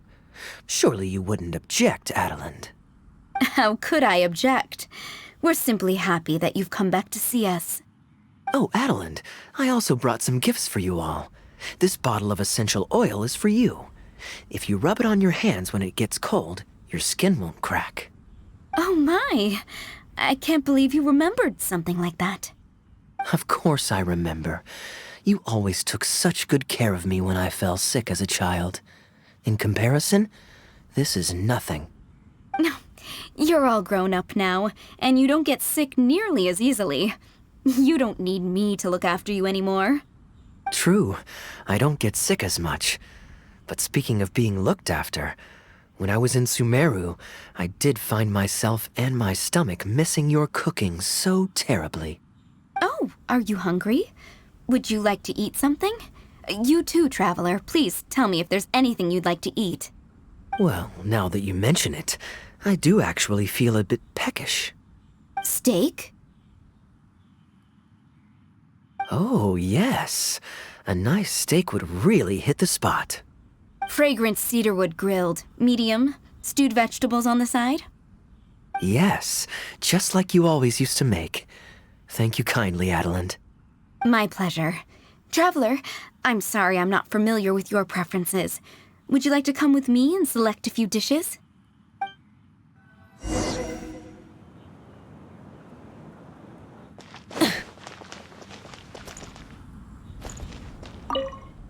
Grilling the steak over fragrant cedarwood infuses it with more flavor than pan-frying it. It's a favorite of Master Kaeya's.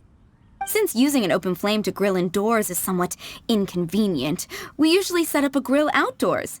It's perfect for grilling meat, but you can also use it to make stews. I can offer you a satisfying salad, cold cut platter, and anything stewed. What would you prefer, Traveler? Okay, right away. Master Kaeya really likes stewed vegetables, but it takes the most time. So I'll start making that first and then prepare your meal once that's underway. Of course! I looked after him and Master Diluc when they were growing up. He wasn't always such a complicated character. He was a gentle child, polite and very sweet. Boys, huh? The gentle ones grow up to be wild, and the rambunctious ones become quiet and reserved. At least that's my experience. If there's anything you don't understand about Master Kaeya and his antics, please feel free to talk to me about it. His temperament has changed quite a lot over the years, but he still has a lot of the endearing qualities I remember. Kaeya is much savvier and more mature than he used to be. Goodness knows he could be tricky to deal with. But let me share a few little tips. When he answers your question with a question, stop and think carefully about what he wants you to believe, and don't be led on by him. As for not knowing what he's up to, that's because he loves making up a good cover story. But don't let him get to you too much. You can take it from me. You were drinking a cider lake just now, right? Do you know why it's called that? The name was coined by none other than Master Crepus when he mixed the drink for Master Kaeya himself. Oh, they were adorable when they were young. One time, the winery was hosting a banquet, and Master Crepus strictly forbade Master Diluc from drinking. Master Diluc wasn't happy about that, and he convinced Master Kaeya to team up with him and sneak into the wine cellar to steal some dandelion wine. And how did I find this out? Because when Master Kaeya attempted to distract me, I could clearly see Diluc hiding around the corner of the corridor, gesturing to Master Kaeya to direct him through the whole thing. The Captain Kaeya of today never bats an eye when he lies, but he wasn't like that at all when he was young. Oh, goodness, how did I get into this? Anyway, they were discovered by Master Crepus in the end, and he was furious. He punished Master Kaeya by making him write lines, and Master Diluc was forced to clean the wine barrels in the cellar. Oh, the wine cellar had over a dozen large wine barrels to scrub, and Master Diluc was just a child. There was no way he could finish it all by himself. Master Crepus really meant to teach him a lesson. I'd originally planned to secretly finish off the work for him, but when I peeked inside the cellar, I found that Master Kaeya was already there. He and I finished scrubbing the remaining barrels when Master Crepus saw that the bruises on Master Kaeya's hands were even darker than those on Master Diluc's hands. He instantly understood the situation. Master Crepus wasn't stern by nature, so to comfort Master Kaeya, he mixed him a drink and added a few drops of alcohol just so he could have a little taste. So you see, Kaeya was a gentle child and never one to boast about the things he did for other people. Sometimes he'd even deny it if asked. His friends have a special place in his heart, even if he keeps this to himself. Kaeya's quite a smooth talker these days, but I can tell that his habit of quietly helping others hasn't changed. Ah, good. Okay, the stew is nearly ready, but the meat and the other dishes will need a moment. Please wait at the table. I'll be over shortly.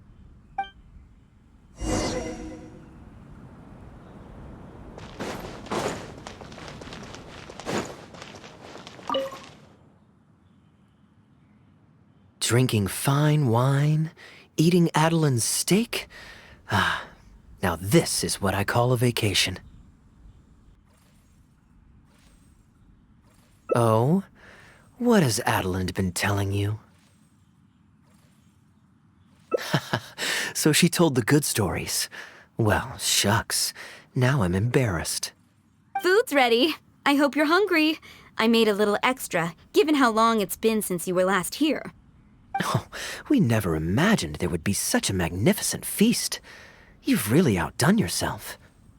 Why don't you sit and eat with us this time? If you keep chatting away, the food will get cold. I'll wait here. Please call me if you need anything. I'm afraid that just won't do, Adeline. I'm serious. We get together so rarely. Can't you bend the house rules just this once? After all, I don't live here anymore, so I'm just a regular guest. You aren't going to refuse your honored guest this small request, are you? Since it's you, Master Kaeya, I see no choice but to honor your request. I know that us sharing a meal is a sign of our close relationship, but this is technically against the rules for a maid, so please forgive me for rebuffing you at first. I didn't mean to sound rude. Traveler, given how petty Master Kaeya can be, it must be hard for him to make friends. Does he have any friends in the Knights of Favonius? Looks like my efforts have paid off. See, Adeline? Hello, everyone. Pardon me, but is this Dawn Winery? I'm Guangzhi, a guard with the Secure Transport Agency under the Leo Communications Office. Here's my card. No wonder Elzer felt so strongly about staying. He certainly wasn't kidding about how busy it is. Mr. Guangzhi, a pleasure to make your acquaintance. The pleasure is all mine. The Secure Transport Agency has worked with your fine establishment in the past, though we have only corresponded through letters. I always found it a great pity that I, the overseer of our cooperation, have never had the occasion to visit in person. Why don't we go inside to discuss the details? No doubt the conversation will flow better with some of our wines to taste. Adeline, we'll continue our discussion later. Could you fetch some apple cider for the three of us? Certainly, Master Kaeya. Please wait a moment.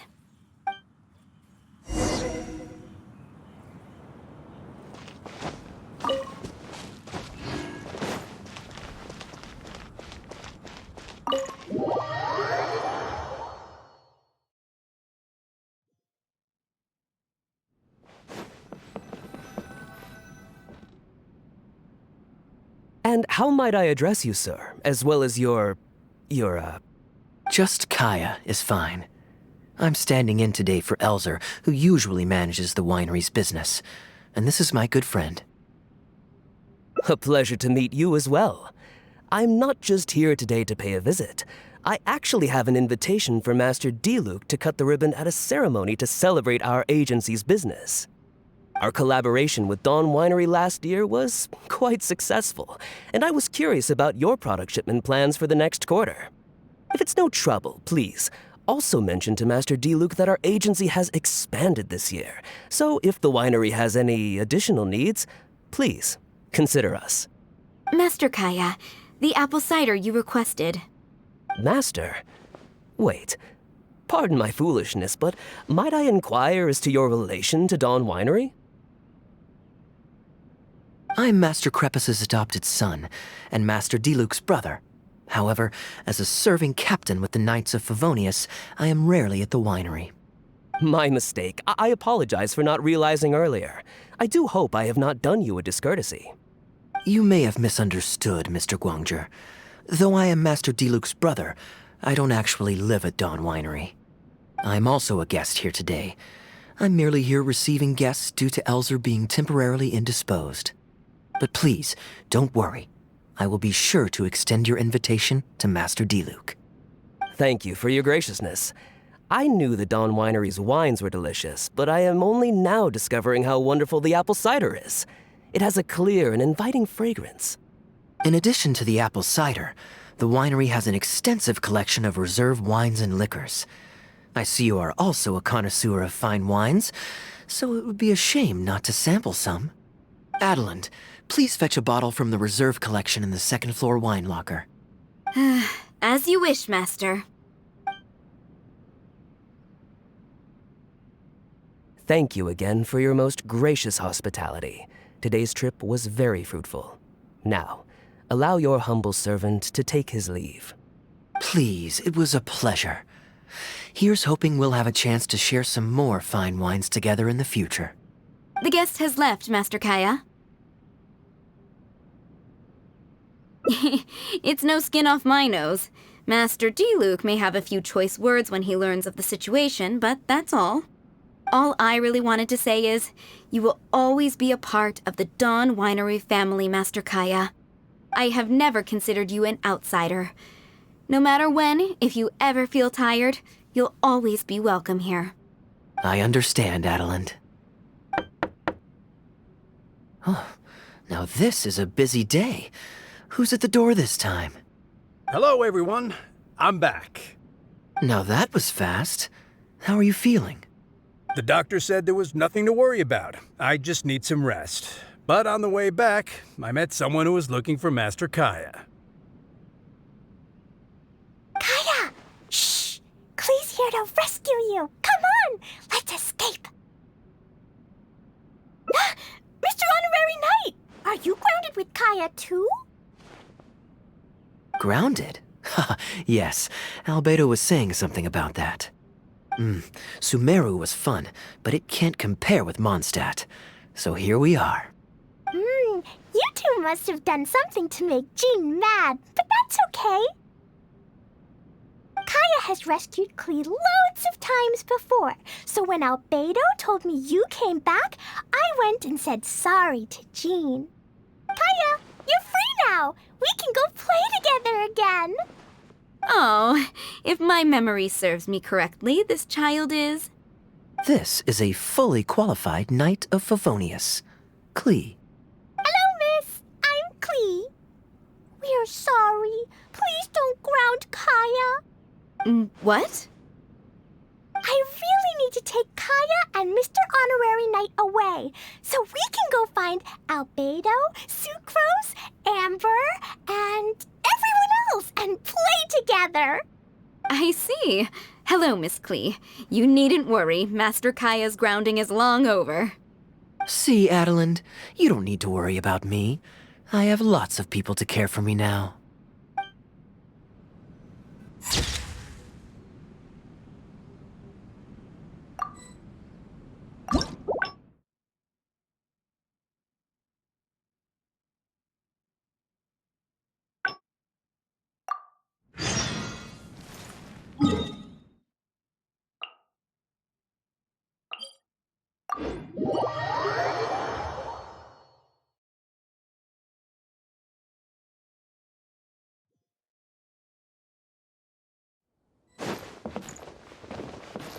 Let's fly!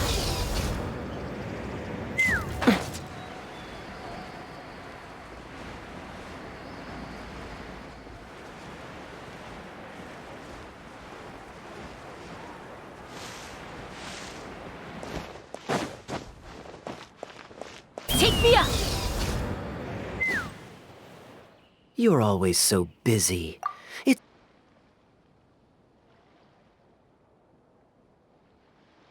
Great. Music to my ears. I'll cover the travel costs, of course. There's nothing more enjoyable than the company of a good friend. Let's call this a nice little excursion to round off my long business trip. Now, let me think where we should go. I've seen a lot of Sumeru already, so let's go for someplace new. How about Liyue? I'd be heading past there on my way back to Mondstadt anyway, so it's not out of the way. Well, lucky me. I'll hold you to that. Liyue's Ministry of Civil Affairs frequently corresponds with the Knights of Favonius, so the address on their letterhead is one of the few places I'm familiar with. I don't have much luggage, so it won't take me long to pack. Give me a moment, and then we'll head there together.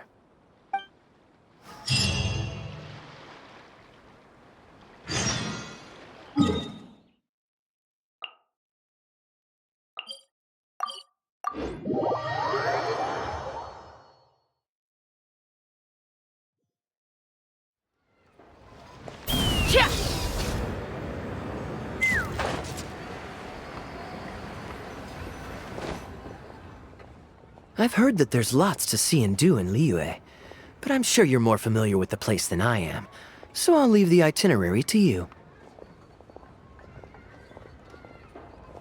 Excellent. Well, hopefully I'll get to know some of these friends for myself. It's such a satisfying feeling to just drop everything, go on a long trip, and see something new. Who knows who we might cross paths with? We might even end up going on an impromptu adventure. Just like how I met you in Port Ormos, and now we're here. Come on, let's see what's up ahead.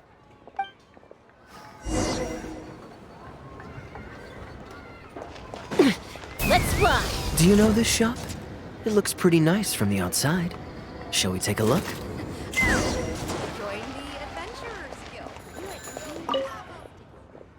Welcome to Mingxing Jewelry. We are a long-established trader of precious stones. Is there anything in particular you're looking for? Let me see. Ah, some nice jewelry you've got here. Maybe I can grab something with a local flavor as a souvenir. What do you think, traveler? See anything that suits my style? I trust your judgment. Ah, you're interested in souvenirs. If you're struggling to decide, you might want to consider getting some jade. You can't go wrong with a nice jade pendant. They're an elegant addition to your look, whatever your age or gender. If you're looking for a specific design, we can make it to your specifications. It does take some time to fulfill an order, however. High-quality jade is hard to come by, so our waiting list is at least a couple of weeks. Oh, that's a pity. I'm just visiting and I won't be in town for very long. So as much as it pains me to do so, I'm afraid I'll have to leave this beautiful bijou behind. No worries at all, sir. If you're looking for something off the shelf, why not go and see Mr. Shurto at the Jade Mystery? He also deals in jade and precious stones. Exactly. But on that note, let me give you a word of advice. There's no risk in purchasing a piece of jade that's already been cut. But you could lose all of your mora betting on uncut rocks. I won't say any more, as I don't want my fellow vendors to think I'm bad-mouthing them. But I think you catch my drift. It's only human nature to spend a little when you're on a trip, but don't be too hasty to part with your cash. The Ministry of Civil Affairs takes everyone's economic well-being very seriously, and they often send out the Millilith to spread public awareness of well-known scams. As guests here, I'd encourage you to watch out for anyone trying to rip you off. I think that's sound advice wherever you go in Teyvat. We appreciate it, boss.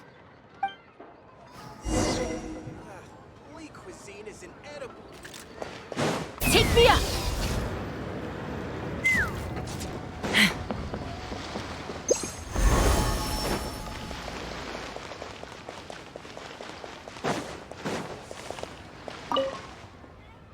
Welcome!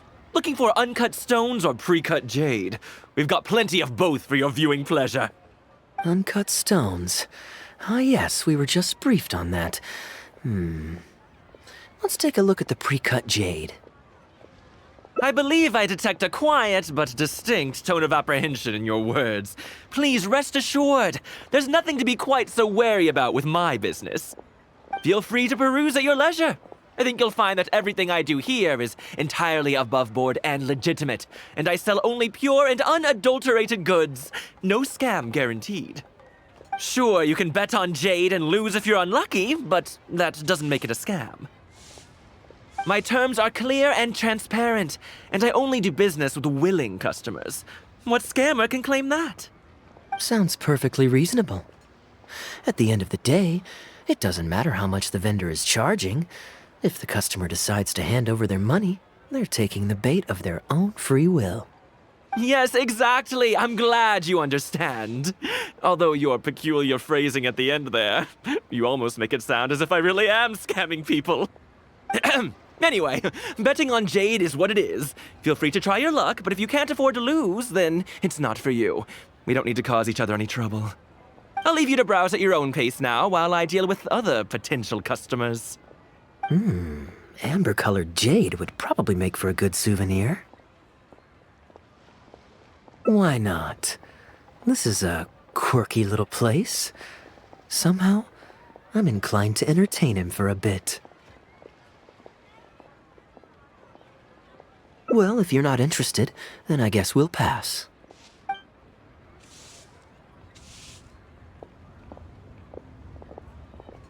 Ahoy there, Captain! Fancy seeing you back in town. Struck any gold lately? What, a poor sailor like me? You must be joking. I barely managed to make ends meet. What about you, Chateau? Still scamming people with your pile of rocks? Hey! Keep your voice down. Can't you see I've got customers? But more to the point, when have you ever seen a customer get scammed in my store? I mean, you want the full list? Or... Hold up. Is that... Captain Kaeya! What, brings you to Liyue? Oh, just taking a short trip with my friend.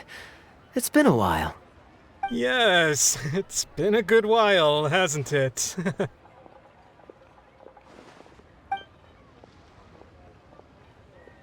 Anywhere you'd recommend I visit while I'm here? Let me think. Wanmin Restaurant's always a pretty good bet. Chef Mao's daughter is a skilled chef, and their prices are very reasonable. My wife can't get enough of their boiled fish. You could give that a try. And, speaking of my wife, she won't let me forget what a great help you've been to us before. So thank you, on her behalf. Your wife? Ah, yes. How is she doing these days? Keeping well? Very well, thank you. Very well. Anyway, I've got something I need to do down at the South Wharf, so my apologies, Captain Kaeya, but I'd better get going. All right. See you. Ah, I finally remembered who that was. Captain Wu. He runs a transport business between Mondstadt and Liyue. I see. So you went through that whole conversation with no idea who you were talking to. Well, that explains the generic pleasantries and the general awkwardness. Old Wu's usually quite the chatterbox, so it's very unusual for him to just take off mid-conversation. How exactly do you two know each other anyway?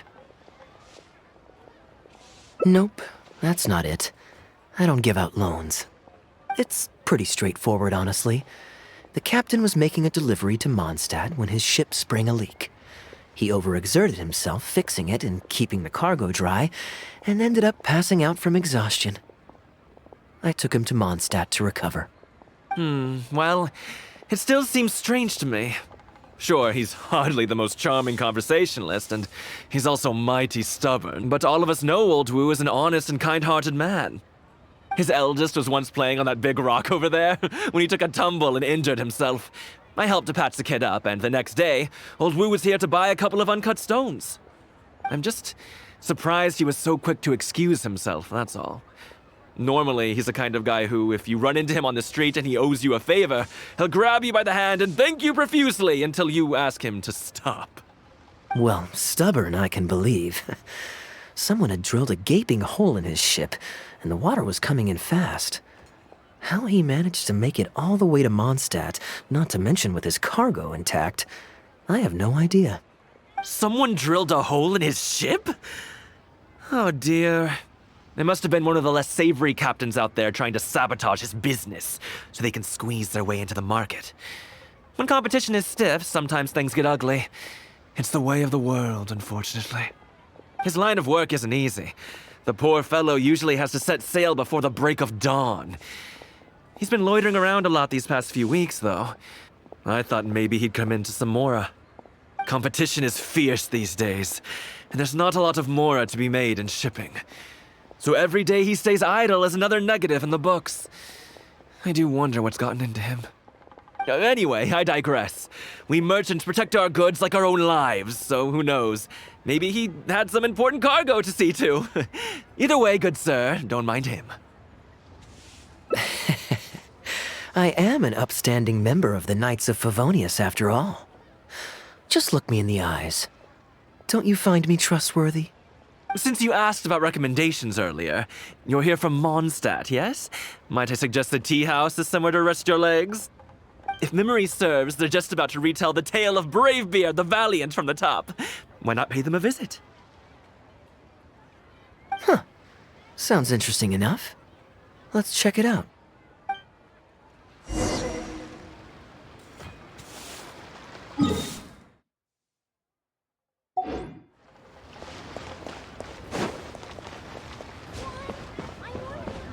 Let's fly!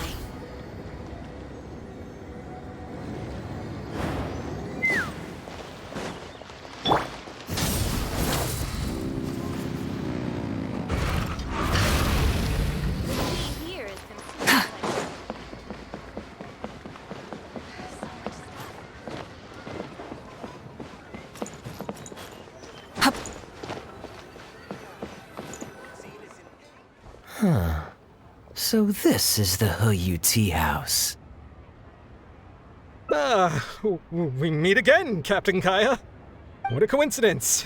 Twice in one day. Oh, that didn't take me long, and I ran the whole way. Wu, weren't you just at Wanwen Bookhouse buying a book for your daughter? What's this talk about the wharf? Shh, just leave it be, Aunt Jong. There's no need to embarrass him right in front of everyone else. I take it that you two aren't from around these parts. I'm a caravan guard by trade, and meeting people from all over the world is one of the main perks of the job for me. Why don't you join my table so we can get to know each other? Oh, seems like the tea house is the place to be in Liyue. Feels like I'm back in the angel share. Did you manage to get something for your daughter just now, Captain Wu? Yes, thank you. If it weren't for you, Captain Kaeya, she might not have even made it into this world. I'm so lost, Wu. What's the story here? Your wife's originally from Mondstadt, isn't she? Did you run into Captain Kaeya when you were there on business, or when you were visiting the in-laws? The latter. Oh, this is so humiliating. Anyway, back when my wife was pregnant, we were taking a trip to Mondstadt to visit her parents this one time, when we were mugged by a group of treasure hoarders near Dawn Winery. Oh, that sounds awful. Were either of you hurt? I mean, he's still here, and he's still got all his limbs, so they can't have roughed him up too bad. I'm guessing Captain Kaeya stepped in before they could do either of you any serious harm, huh? Yes, he did. Thankfully, he heard my wife crying for help and drove them away. My wife was injured and quite shaken up by the ordeal, so he took her to the winery and asked them to look after her. So what happened to you? Where did you disappear to? I was in the water. Huh? What did you jump in the water for? You know they can still get you in there, right? No, that's not... They threw me into the water and, stripped me of all my clothes. They did what? Did they have a weird fetish or something? Stripping a sailor naked and throwing him into the water. It's not like you were going to drown. So, then what? I take it you swam to shore? The treasure hoarders always move in groups, and fighting back when you're outnumbered isn't usually an option. It's no surprise that they quickly overpowered Captain Wu. I'm just glad that everyone made it out all right at the end. Captain Kaeya, please, there's no need for you to try to save face for me like this. I already owe you so much. You don't have to do anything more. Yet, despite that, I somehow only ended up humiliating myself further. Oh, there's no point in me trying to save face now. They tossed me into the water to humiliate me, and to use it as leverage to get my wife to pay up. But they didn't know that I could swim. What I'd intended was to pretend to drown, then sneak back onto shore while they weren't looking, and find a way to rescue my wife. That was before Captain Kaeya appeared out of nowhere and saved the day. So then I figured I'd get out of the water, get dressed, and catch up with you. But God knows what they did with my clothes. I couldn't find them anywhere. By the time I gave up looking for them, you were most of the way to the winery, so I had to run after you with nary a thing on myself. Outrageous! So, what happened next? I made it to the winery, but the maids noticed me first, and they called the Lord of the Manor out to give me the beating the treasure hoarders never got around to. After my wife recovered consciousness, she had to have a long talk with the young lord to explain everything. He then escorted us both safely to Stonegate. Oh, Wu, I'm sorry, but...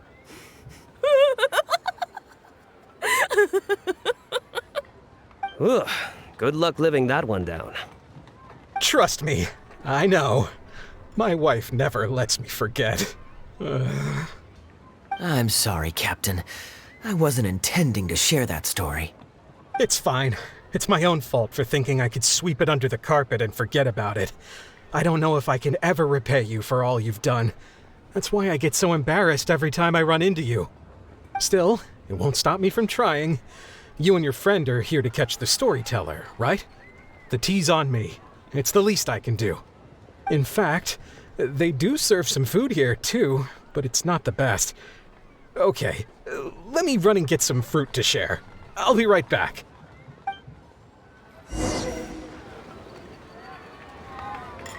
I wonder how much Fanaria caught of that.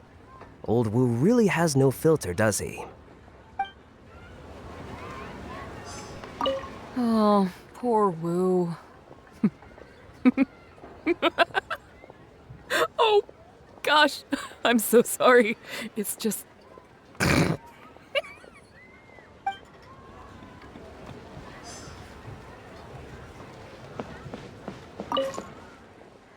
He really didn't have to share all the details of that story.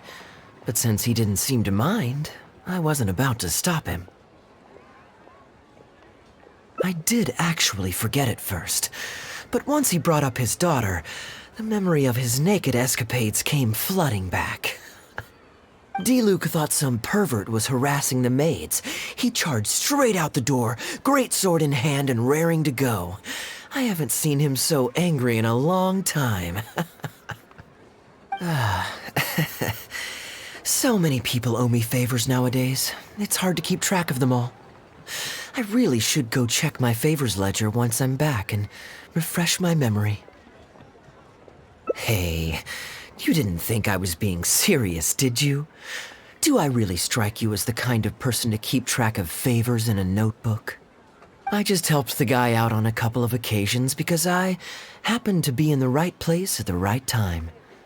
I have no intention of asking him to do anything for me in return. At least, not so far. I'm back with fruit. Please help yourselves, everyone. My treat. Thank you. Oh, don't mention it. It's just a few fruits, nothing extravagant. Once my new pharmaceutical business takes off and I have more to spare, I'll get you a proper thank you gift and send it to the Knights of Favonius. Pharmaceutical business? So you found a new career? No more shipping? Shipping's impossible work nowadays. There's too much competition and the margins are too small. So I've decided to switch gears.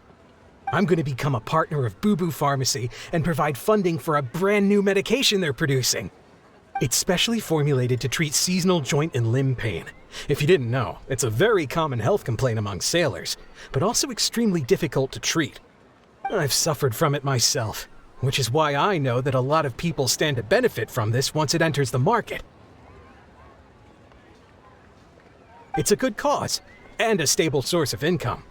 Whichever way you look at it, it's a step up from the back-breaking work I did before. I've already had some talks and invested 1 million mora for the first round of funding. That's impressive, Wu. I wouldn't have thought you had the connections for something like that. So is it Dr. Baiju that you're in talks with?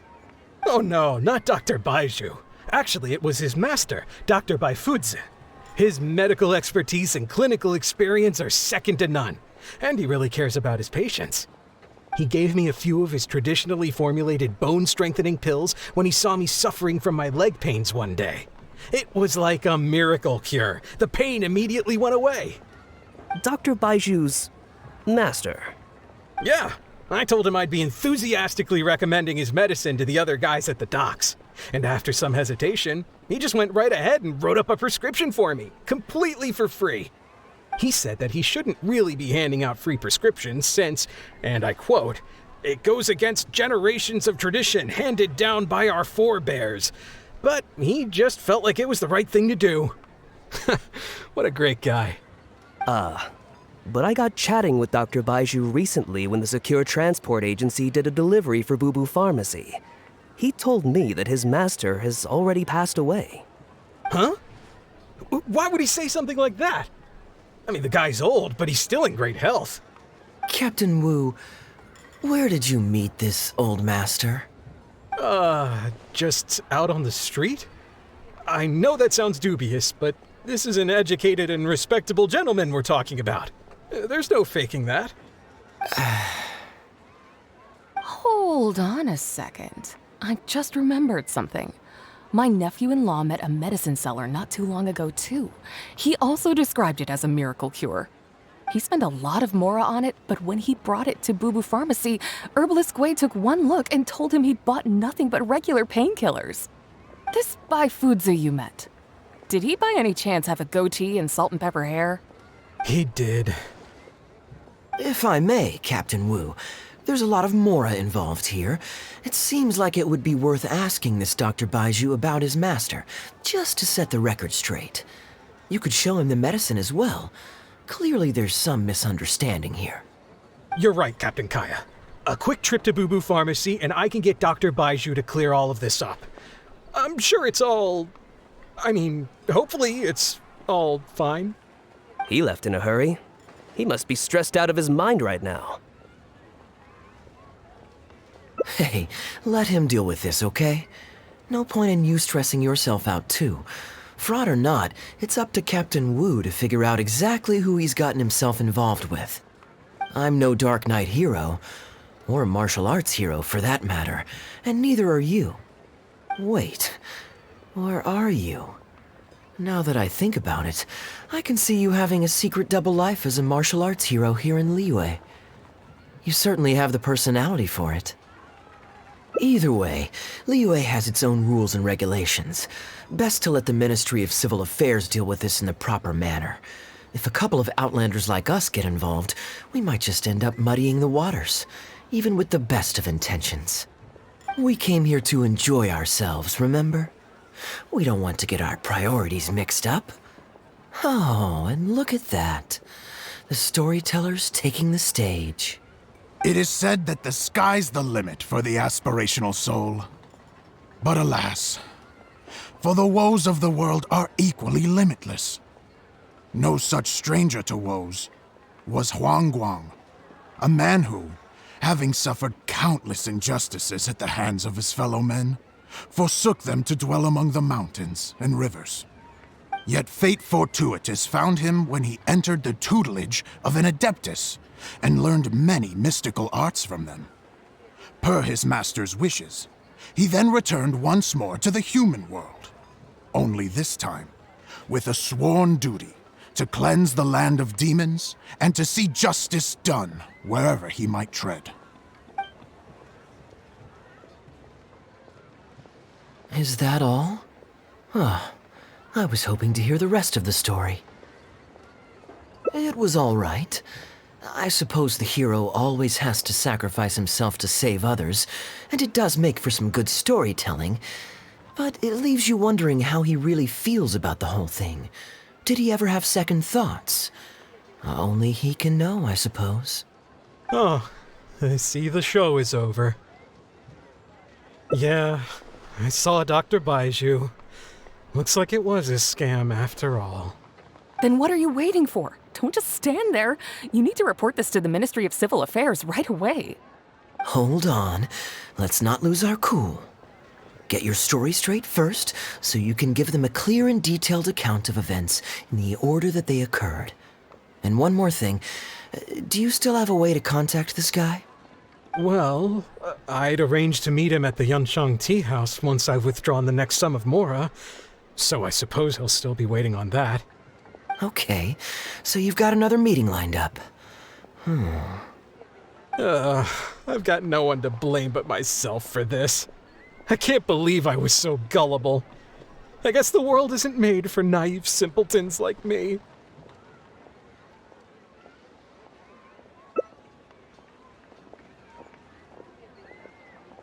Young man, you're a good person, and I'm touched by your words of comfort.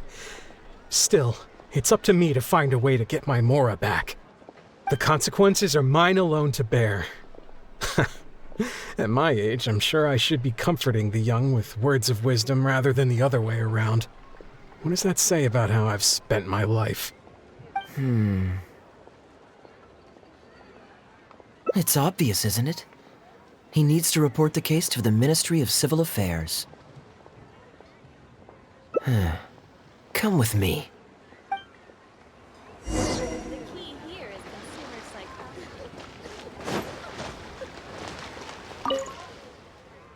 I am quite curious. How does our chivalrous martial arts hero intend to come to Captain Wu's rescue here? There are countless victims of injustice in the world. We can't try to help each and every one of them, can we? Oh, I'm surprised. I didn't know you thought of me as someone who helps other people unconditionally. I'm genuinely flattered. But we both know that I'm not that kind of person, really.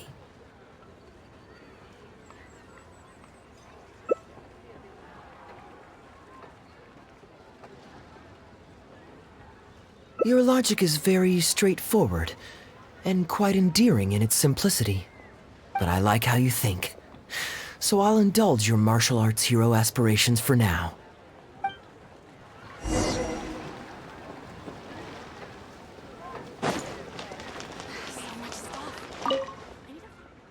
Captain Wu, how would you feel about owing me one more favor?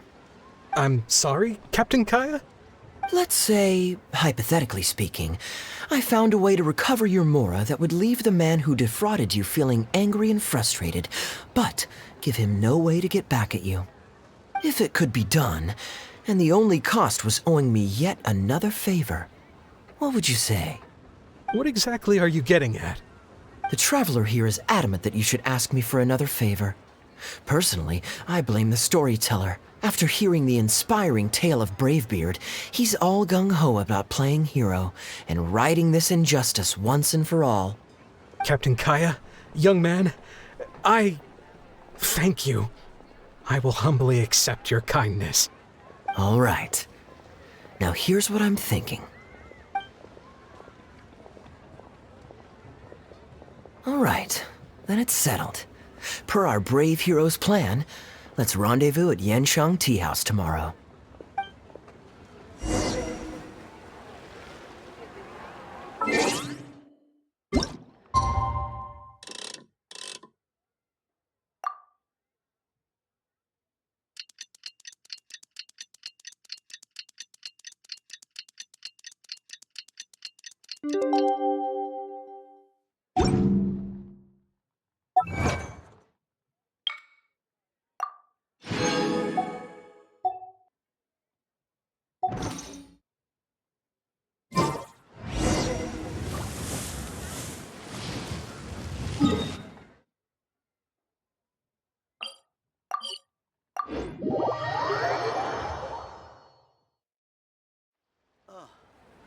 What should I try? Rise with the sun!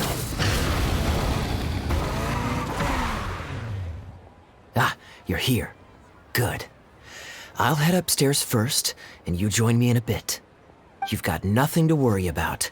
As long as this lucky coin's in my hands, it'll do as it's told. Before I toss the coin, I'll get our guy to bet heads or tails. Then it's your turn to bet. Now remember, if I touch my chin, you bet heads. If I touch my forehead, you go for tails.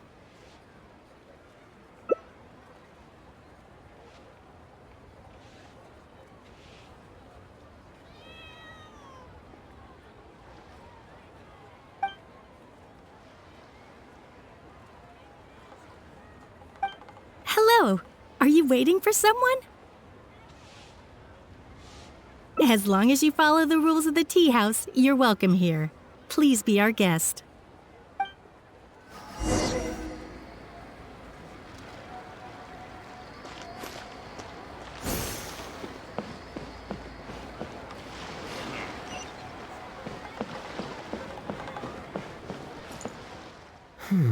From the way you describe it, Liyue does sound like an attractive place to settle. Perhaps I might have to make the move here after all.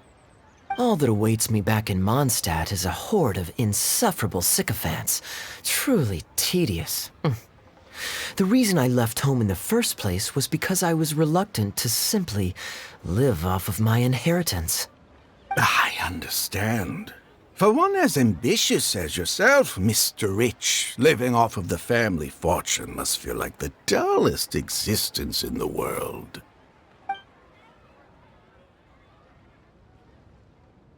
What are you doing? It's common courtesy to introduce yourself. Can't you see we got here first? They're running out of tables, huh? Looks like this location's getting too small for them. Very well, I'll make an exception for you this one time. Let's hope the tea, at least, won't disappoint me. So, my friend, what's your name?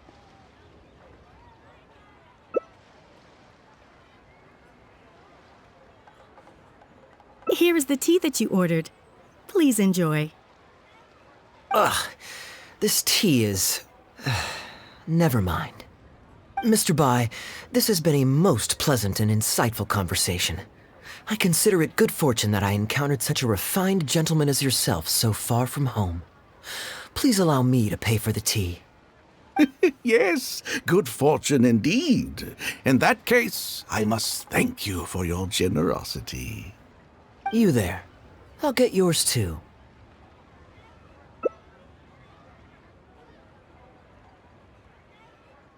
Oh, you can't tell? My family's lived in Mondstadt for generations. I got bored sitting around at home and decided to set off on a journey to expand my horizons. The sights of Liyue Harbor are rather spectacular. I've half a mind to buy a waterfront property here so I can come vacationing every year. That would be quite nice. If the family would spare me a little loose change, I could even invest in an antique shop or two so I have something to do during the day. And the point of life is to enjoy yourself. If something makes me happy, it's worth every mora. Mr. Rich, just to clarify, that's quite a large sum of mora as far as the common man is concerned. It's understandable that our friend over here feels out of his league. The name's Albert. Surname Rich. But only the servants in the house address me as Mr. Rich. Now that we're so well acquainted, Mr. Bai, please just call me Albert. Albert does have a nice ring to it. It is my honor to become friends with someone of your... caliber. You flatter me. What say you to acting as my guide during my time in Liyue? I'll pay you handsomely, of course. Naturally, board and lodging would be included. And I could pay you in the region of 50,000 mora per day? No need, my good friend. I shan't be so vulgar as to take your mora. We're both men of character. The pleasure of your ongoing acquaintance shall be ample reward in itself. To join a noble gentleman on his travels is a rare opportunity. Please, let me draft up an exact itinerary. I'll make sure to give you the experience of a lifetime. You there. You're welcome to join us if you want. Which clan did you say you were with? The Hoo-Ha clan or something? Goo-Ha, huh? Strange choice of name. Gotta say, I've been in Liyue for a while now. This is the first I'm hearing of them. I guess they're one of these obscure ones who keep to themselves. Yes, well, there are many martial arts clans and factions in Liyue. It's only natural that you haven't become acquainted with all of them. Ha, fair enough. Still, weird name. Bet they have some even weirder practices. Seriously, though, what kind of skills do you guys train anyway? It's all for show, right? I saw some people performing a few tricks down at the wharf. Is it that kind of thing?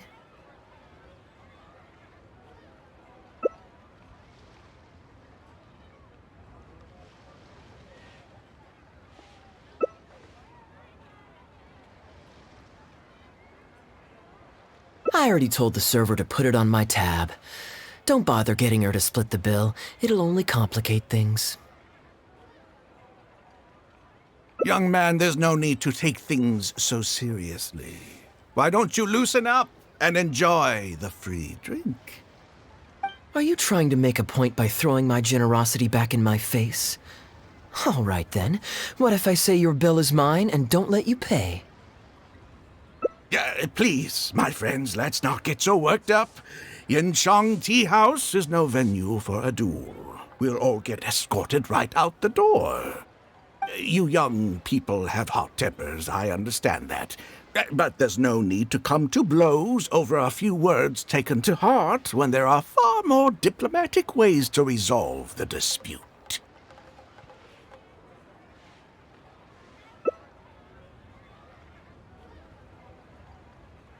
Did I hear that right? So you'll only pay for yourself if you win, but I'll get the check for the three of us if you lose. It's not that I care about the Mora. After all, I offered to pay for everyone's drinks in the first place. No, what I find truly absurd is your refusal to play fair. I demand that you also pay for three if you win.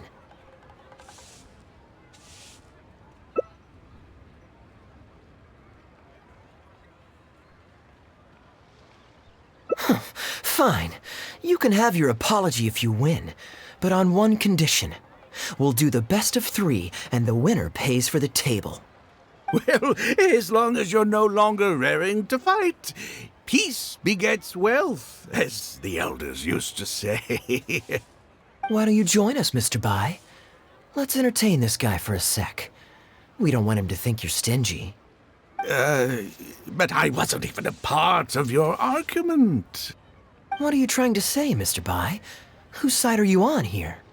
Of course, I'm on, And anyway, it's no big deal if you win. It's just a few cups of tea after all, so you can just take it from your fees as my guide. All right then. I suppose it's not all that different from the dice gambling games I used to play in my youth. If it's just for a few drinks, you can count me in. All right, now we're talking. Okay, now that we've agreed on the rules, how should we do this coin toss? After all, a Mora coin looks the same on both sides.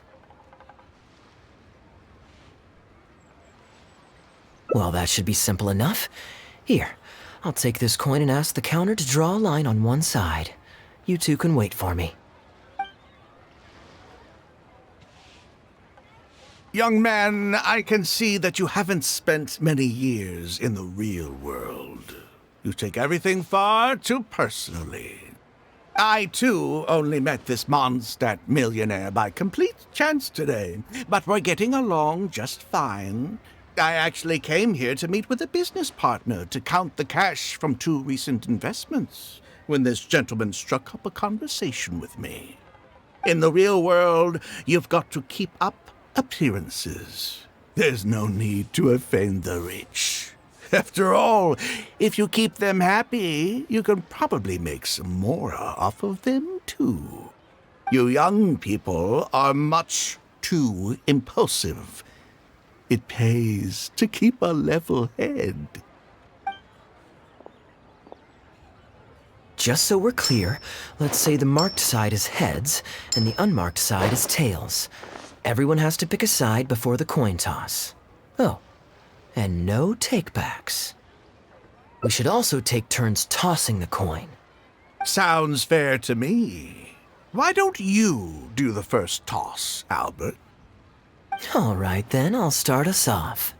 Here we... Oh, wait, I nearly forgot to collect everyone's bets. Mr. Bai, heads or tails?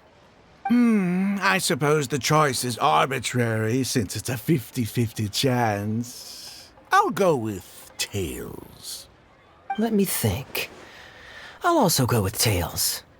What about you, heads or tails?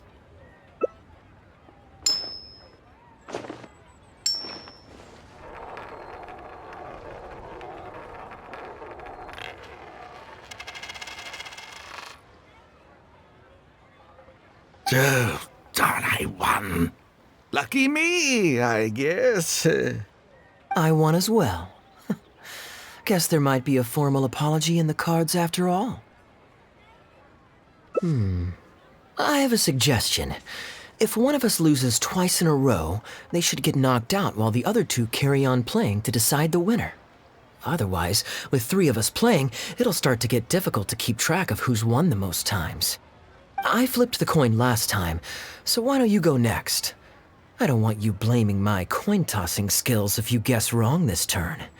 Here. Now just wait a second, my dear friends. Please let me do the second toss. Oh? Anxious to take your turn, Mr. Bai? You are both young, and I've already seen your short tempers for myself. If Albert loses this round and this young man wins, you'll be tied. And before you know it, you'll be at each other's throats again. Well, that's not my only consideration, either. You two may be too young to know this, but I've been around the block a few times. What's to say this isn't a trick coin, In dice games, people use all sorts of methods to rig the game. Some even fit the dice with mechanisms that give them whichever result they want. If Albert wins the next round and you, young man, lose for the second time in a row, then the third round will just be a tiebreaker between him and me, and you won't get your apology to the Guhua clan. If that happens, only for you to then find out that the coin was rigged all along, you're sure to accuse me of working with Albert to scam you while mocking the Guhua clan. I can only imagine the kind of vengeful warpath that would put you on. A purely hypothetical scenario, of course, but one that I'm bringing up now to avoid any misunderstanding further down the road. Go on. Give me the coin. I'll show you how to check if it's been rigged. Very diligent of you indeed, Mr. Bai. Looks like I chose the right person to be my guide. Here, take it. A rigged coin will always be a little heavier than a normal coin, you see. This one seems perfectly normal to me, however. But don't take it from me. Why don't you test it for yourself?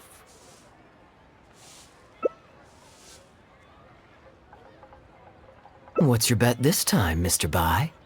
I'll stick with tails. Tails, huh? Well, you seem to have a feel for this, so I guess I'll match your bet again this round. Tails it is. And you?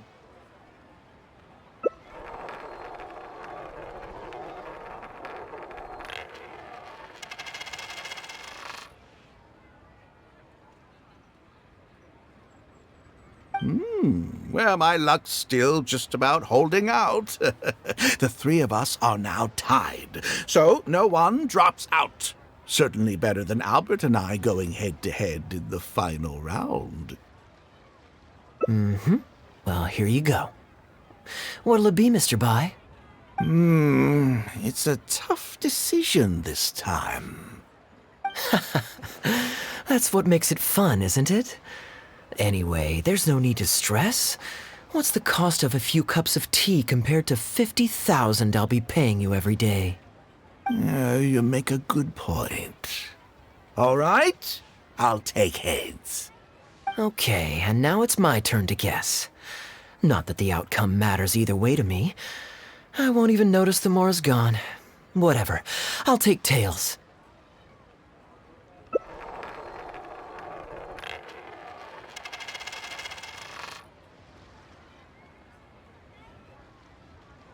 Why did it have to be heads? This whole thing started because you two got into a spat, and now I'm the one that has to foot the bill.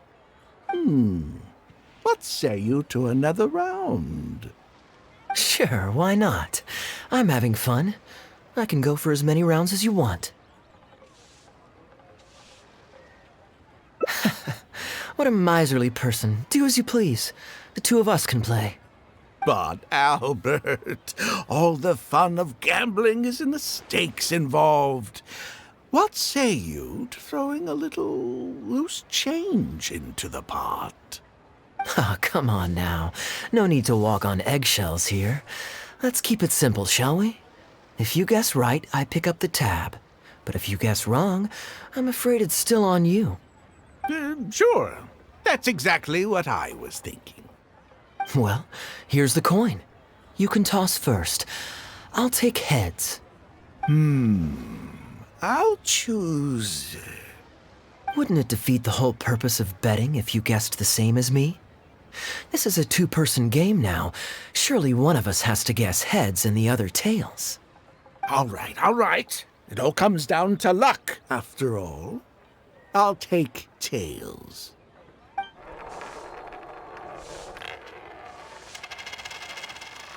Ooh, looks like Rex Lapis has smiled upon me today after all.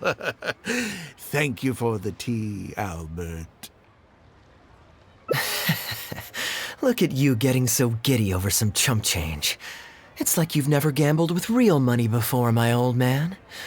That's a real rush, I'm telling you. This is nothing by comparison. In fact, I'm starting to get a little bored. Well, in that case, would you care for another game? Sure. And let's up the stakes a little this time. Shall we say 50,000? Oh, maybe that's a little on the high side. What, 50,000? But that's just a single day's guide pay for you. All right. I'll bet tails. Great, then I'll bet heads. No takebacks. Heads. Tails.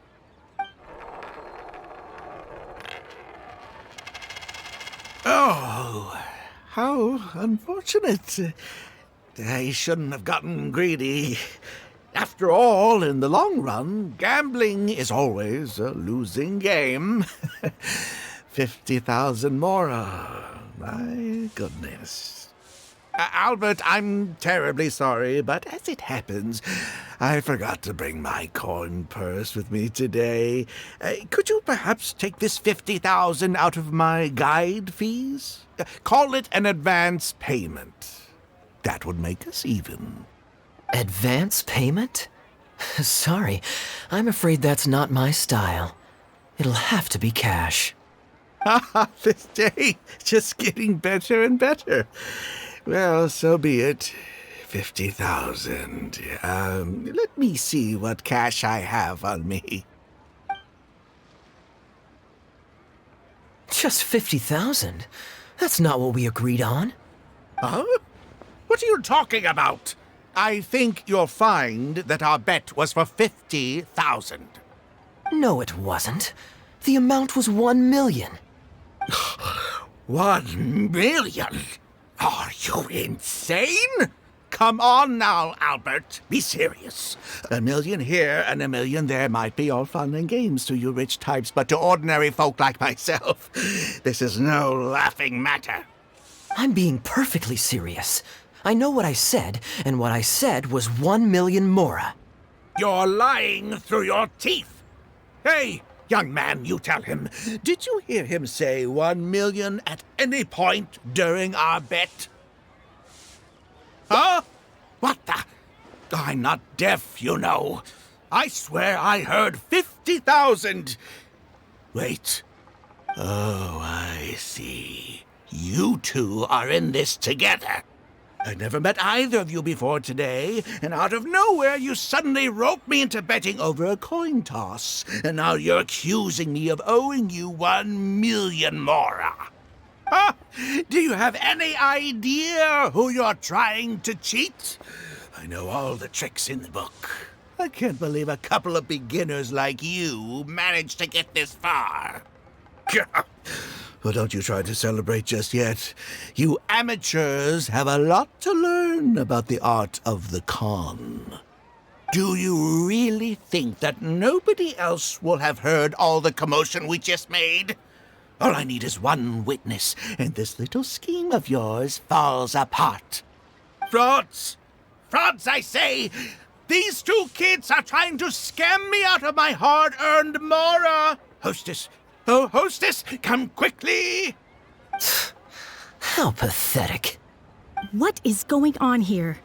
If you can't abide by our rules, you're not welcome at Yenshang Tea House. I don't care what the issue is. You don't get to make a racket like that in here. Halberd! Fang!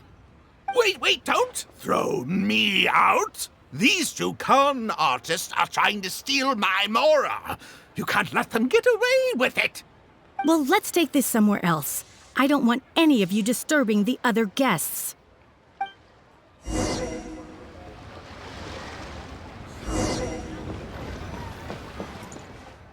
Okay, you two. Care to explain yourselves? Gladly. He's making up completely spurious claims. We were betting Mora over a few coin tosses, and now he wants to back out. In the land of contracts, of all places. He won 250,000 from me, then another 800,000 from the both of us. Now he's refusing to pay up the measly 50,000 that he lost in the final round. Okay, so after settling up, a total of 1 million Mora should have changed hands. Sounds plausible enough. It's a complete pack of lies. Hostess, if you don't believe me, ask anyone else in the tea house. These kids were so loud. I guarantee you everybody in that room knows the true story. Sorry to interrupt you all, but you're witnesses to the situation here. Is what Mr. Bai says true? Oh, thank goodness you're finally here. What took you so long? That old guy's been bragging about the Mora he's won so loudly, I'm surprised the whole street didn't hear him. I was about to report him to the Ministry of Civil Affairs. Leave me out of this. I want nothing to do with gamblers and scammers. Please, just bring me my check. Our new owner laid down the law not too long ago. We turn a blind eye towards casual games of dice, but there is zero tolerance for any explicit gambling with real Mora. Return any winnings to the party you took them from, and we'll say that none of this ever happened. Otherwise, I'll have to bring in the Millilith. And I can assure you that they take a more hard line on this kind of thing than we do. Why should I have to give them any Mora? I don't have any Mora on me. Oh, but I think you do. 2 investments, was it? One of them to the tune of exactly 1 million as it happens. Oh, and don't forget you still need to pay the tab. You... Wait. How did you... Halberd! Fang! There's a gentleman here that I'd really like you to meet. Please don't. I'll pay, all right? This was never your Mora to begin with. We'll be returning it to its rightful owner now.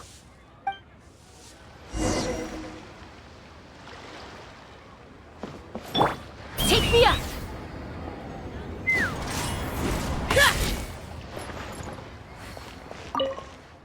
What did you think, Captain Wu? Could you hear clearly from your corner on the 2nd floor? Yes, everything. I can't thank you two enough. Wu, this was your doing, wasn't it? You and this Mondstadt planned the whole thing.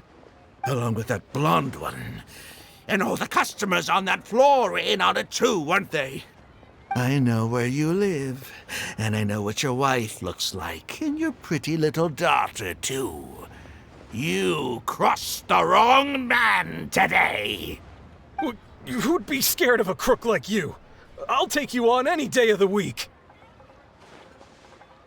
Well, let's see how long that false bravado of yours will last. Oh, look at that.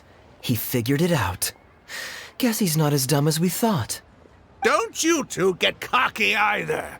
Just you wait. I will hunt you down. My apologies for having to leave this question until you'd vacated the premises. But I couldn't have things escalate inside the tea house. I hope you can understand our position. I noticed that all the guests on the 2nd floor were present before you took your seats, then left almost immediately after you did. Would I be correct in saying you were looking to set this man up? Wait, so you saw through it right away? Under normal circumstances, we would never tolerate a scheme like this taking place on our grounds, as it risks damaging our owner's reputation. However, I understand that our owner holds the Traveler in high regard and must have good reasons for their actions. Still, I would appreciate an explanation, if only so that I can answer to the owner. Ah, as I thought. When you're operating on someone else's turf, you run the risk of clashing with the master of the house. Thankfully, we considered that possibility before going ahead with our plan. Over to you, brave hero. You're the one with the connections in Liyue. It's your time to shine. Okay, I understand the situation now. It goes without saying that I have no wish to stand in the way of your chivalrous deeds. I'll report everything you told me to our owner.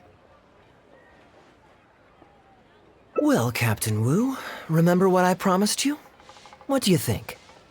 Angry and frustrated enough for you? Excuse me, coming through. Is this the Mr. Bai you reported to us? Yes, that's him all right. The one who scammed Captain Wu.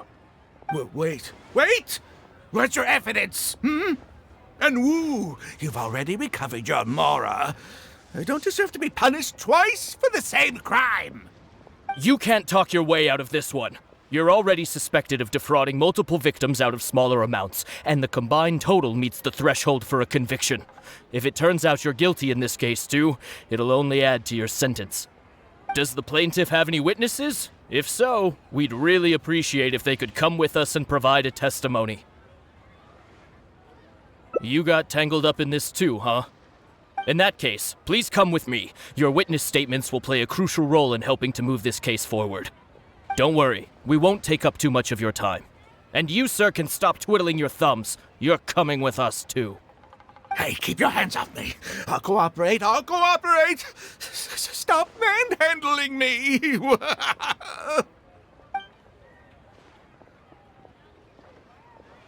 Thank you so much, the both of you. I really don't know how I could ever begin to repay you. Well, I have an idea. We originally came here to do some sightseeing. Anywhere you'd recommend we go before the end of our trip? Let me think. Now, where would I want to go? Hey, are either of you interested in a fishing trip? Sounds fun to me. Let's go.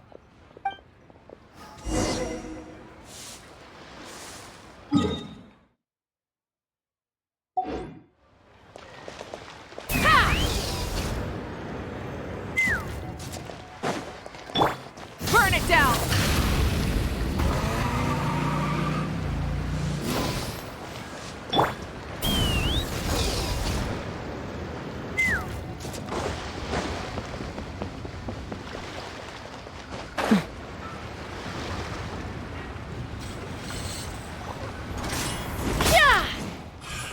Well, this was certainly an eventful end to my trip. It wouldn't have been possible without you. Or my lucky coin, of course. Wouldn't be much of a lucky coin if it had. Besides, I already taught you how to become attuned to it. You still need some practice to master the technique, but luckily it decided to play nice and spare us any more complications. A better question to ask might be, what do I do to make this coin happy to work with me and show me whichever side I wish? My answer would be that I tell the coin a joke every time I toss it into the air. If it finds my joke funny, then it cooperates with me.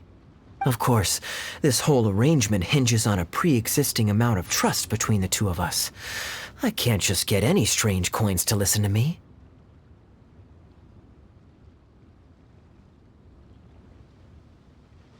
Yeah, I was a little surprised when he unwittingly called out our trick coin, but it didn't matter. A good gambler always keeps their options open. You have to have a contingency plan for when the odds are against you. So when I went to the counter, I marked a regular coin as well as my trick one. That safely avoided any risk of him finding out about the trick coin. But it also meant that we wouldn't be able to control the result of that round. But hey, what does it matter? The fact that he made things a little more challenging only made it all the more exciting to watch him slowly but surely fall into our trap. Especially listening to him warn us about the possibility of a rigged coin right as we were scamming him. That was my favorite part. As long as I chose the same bet as him, and you bet the opposite to me, it was always going to end up with him paying. Unless, of course, he'd had some other tricks up his sleeve that we hadn't thought of.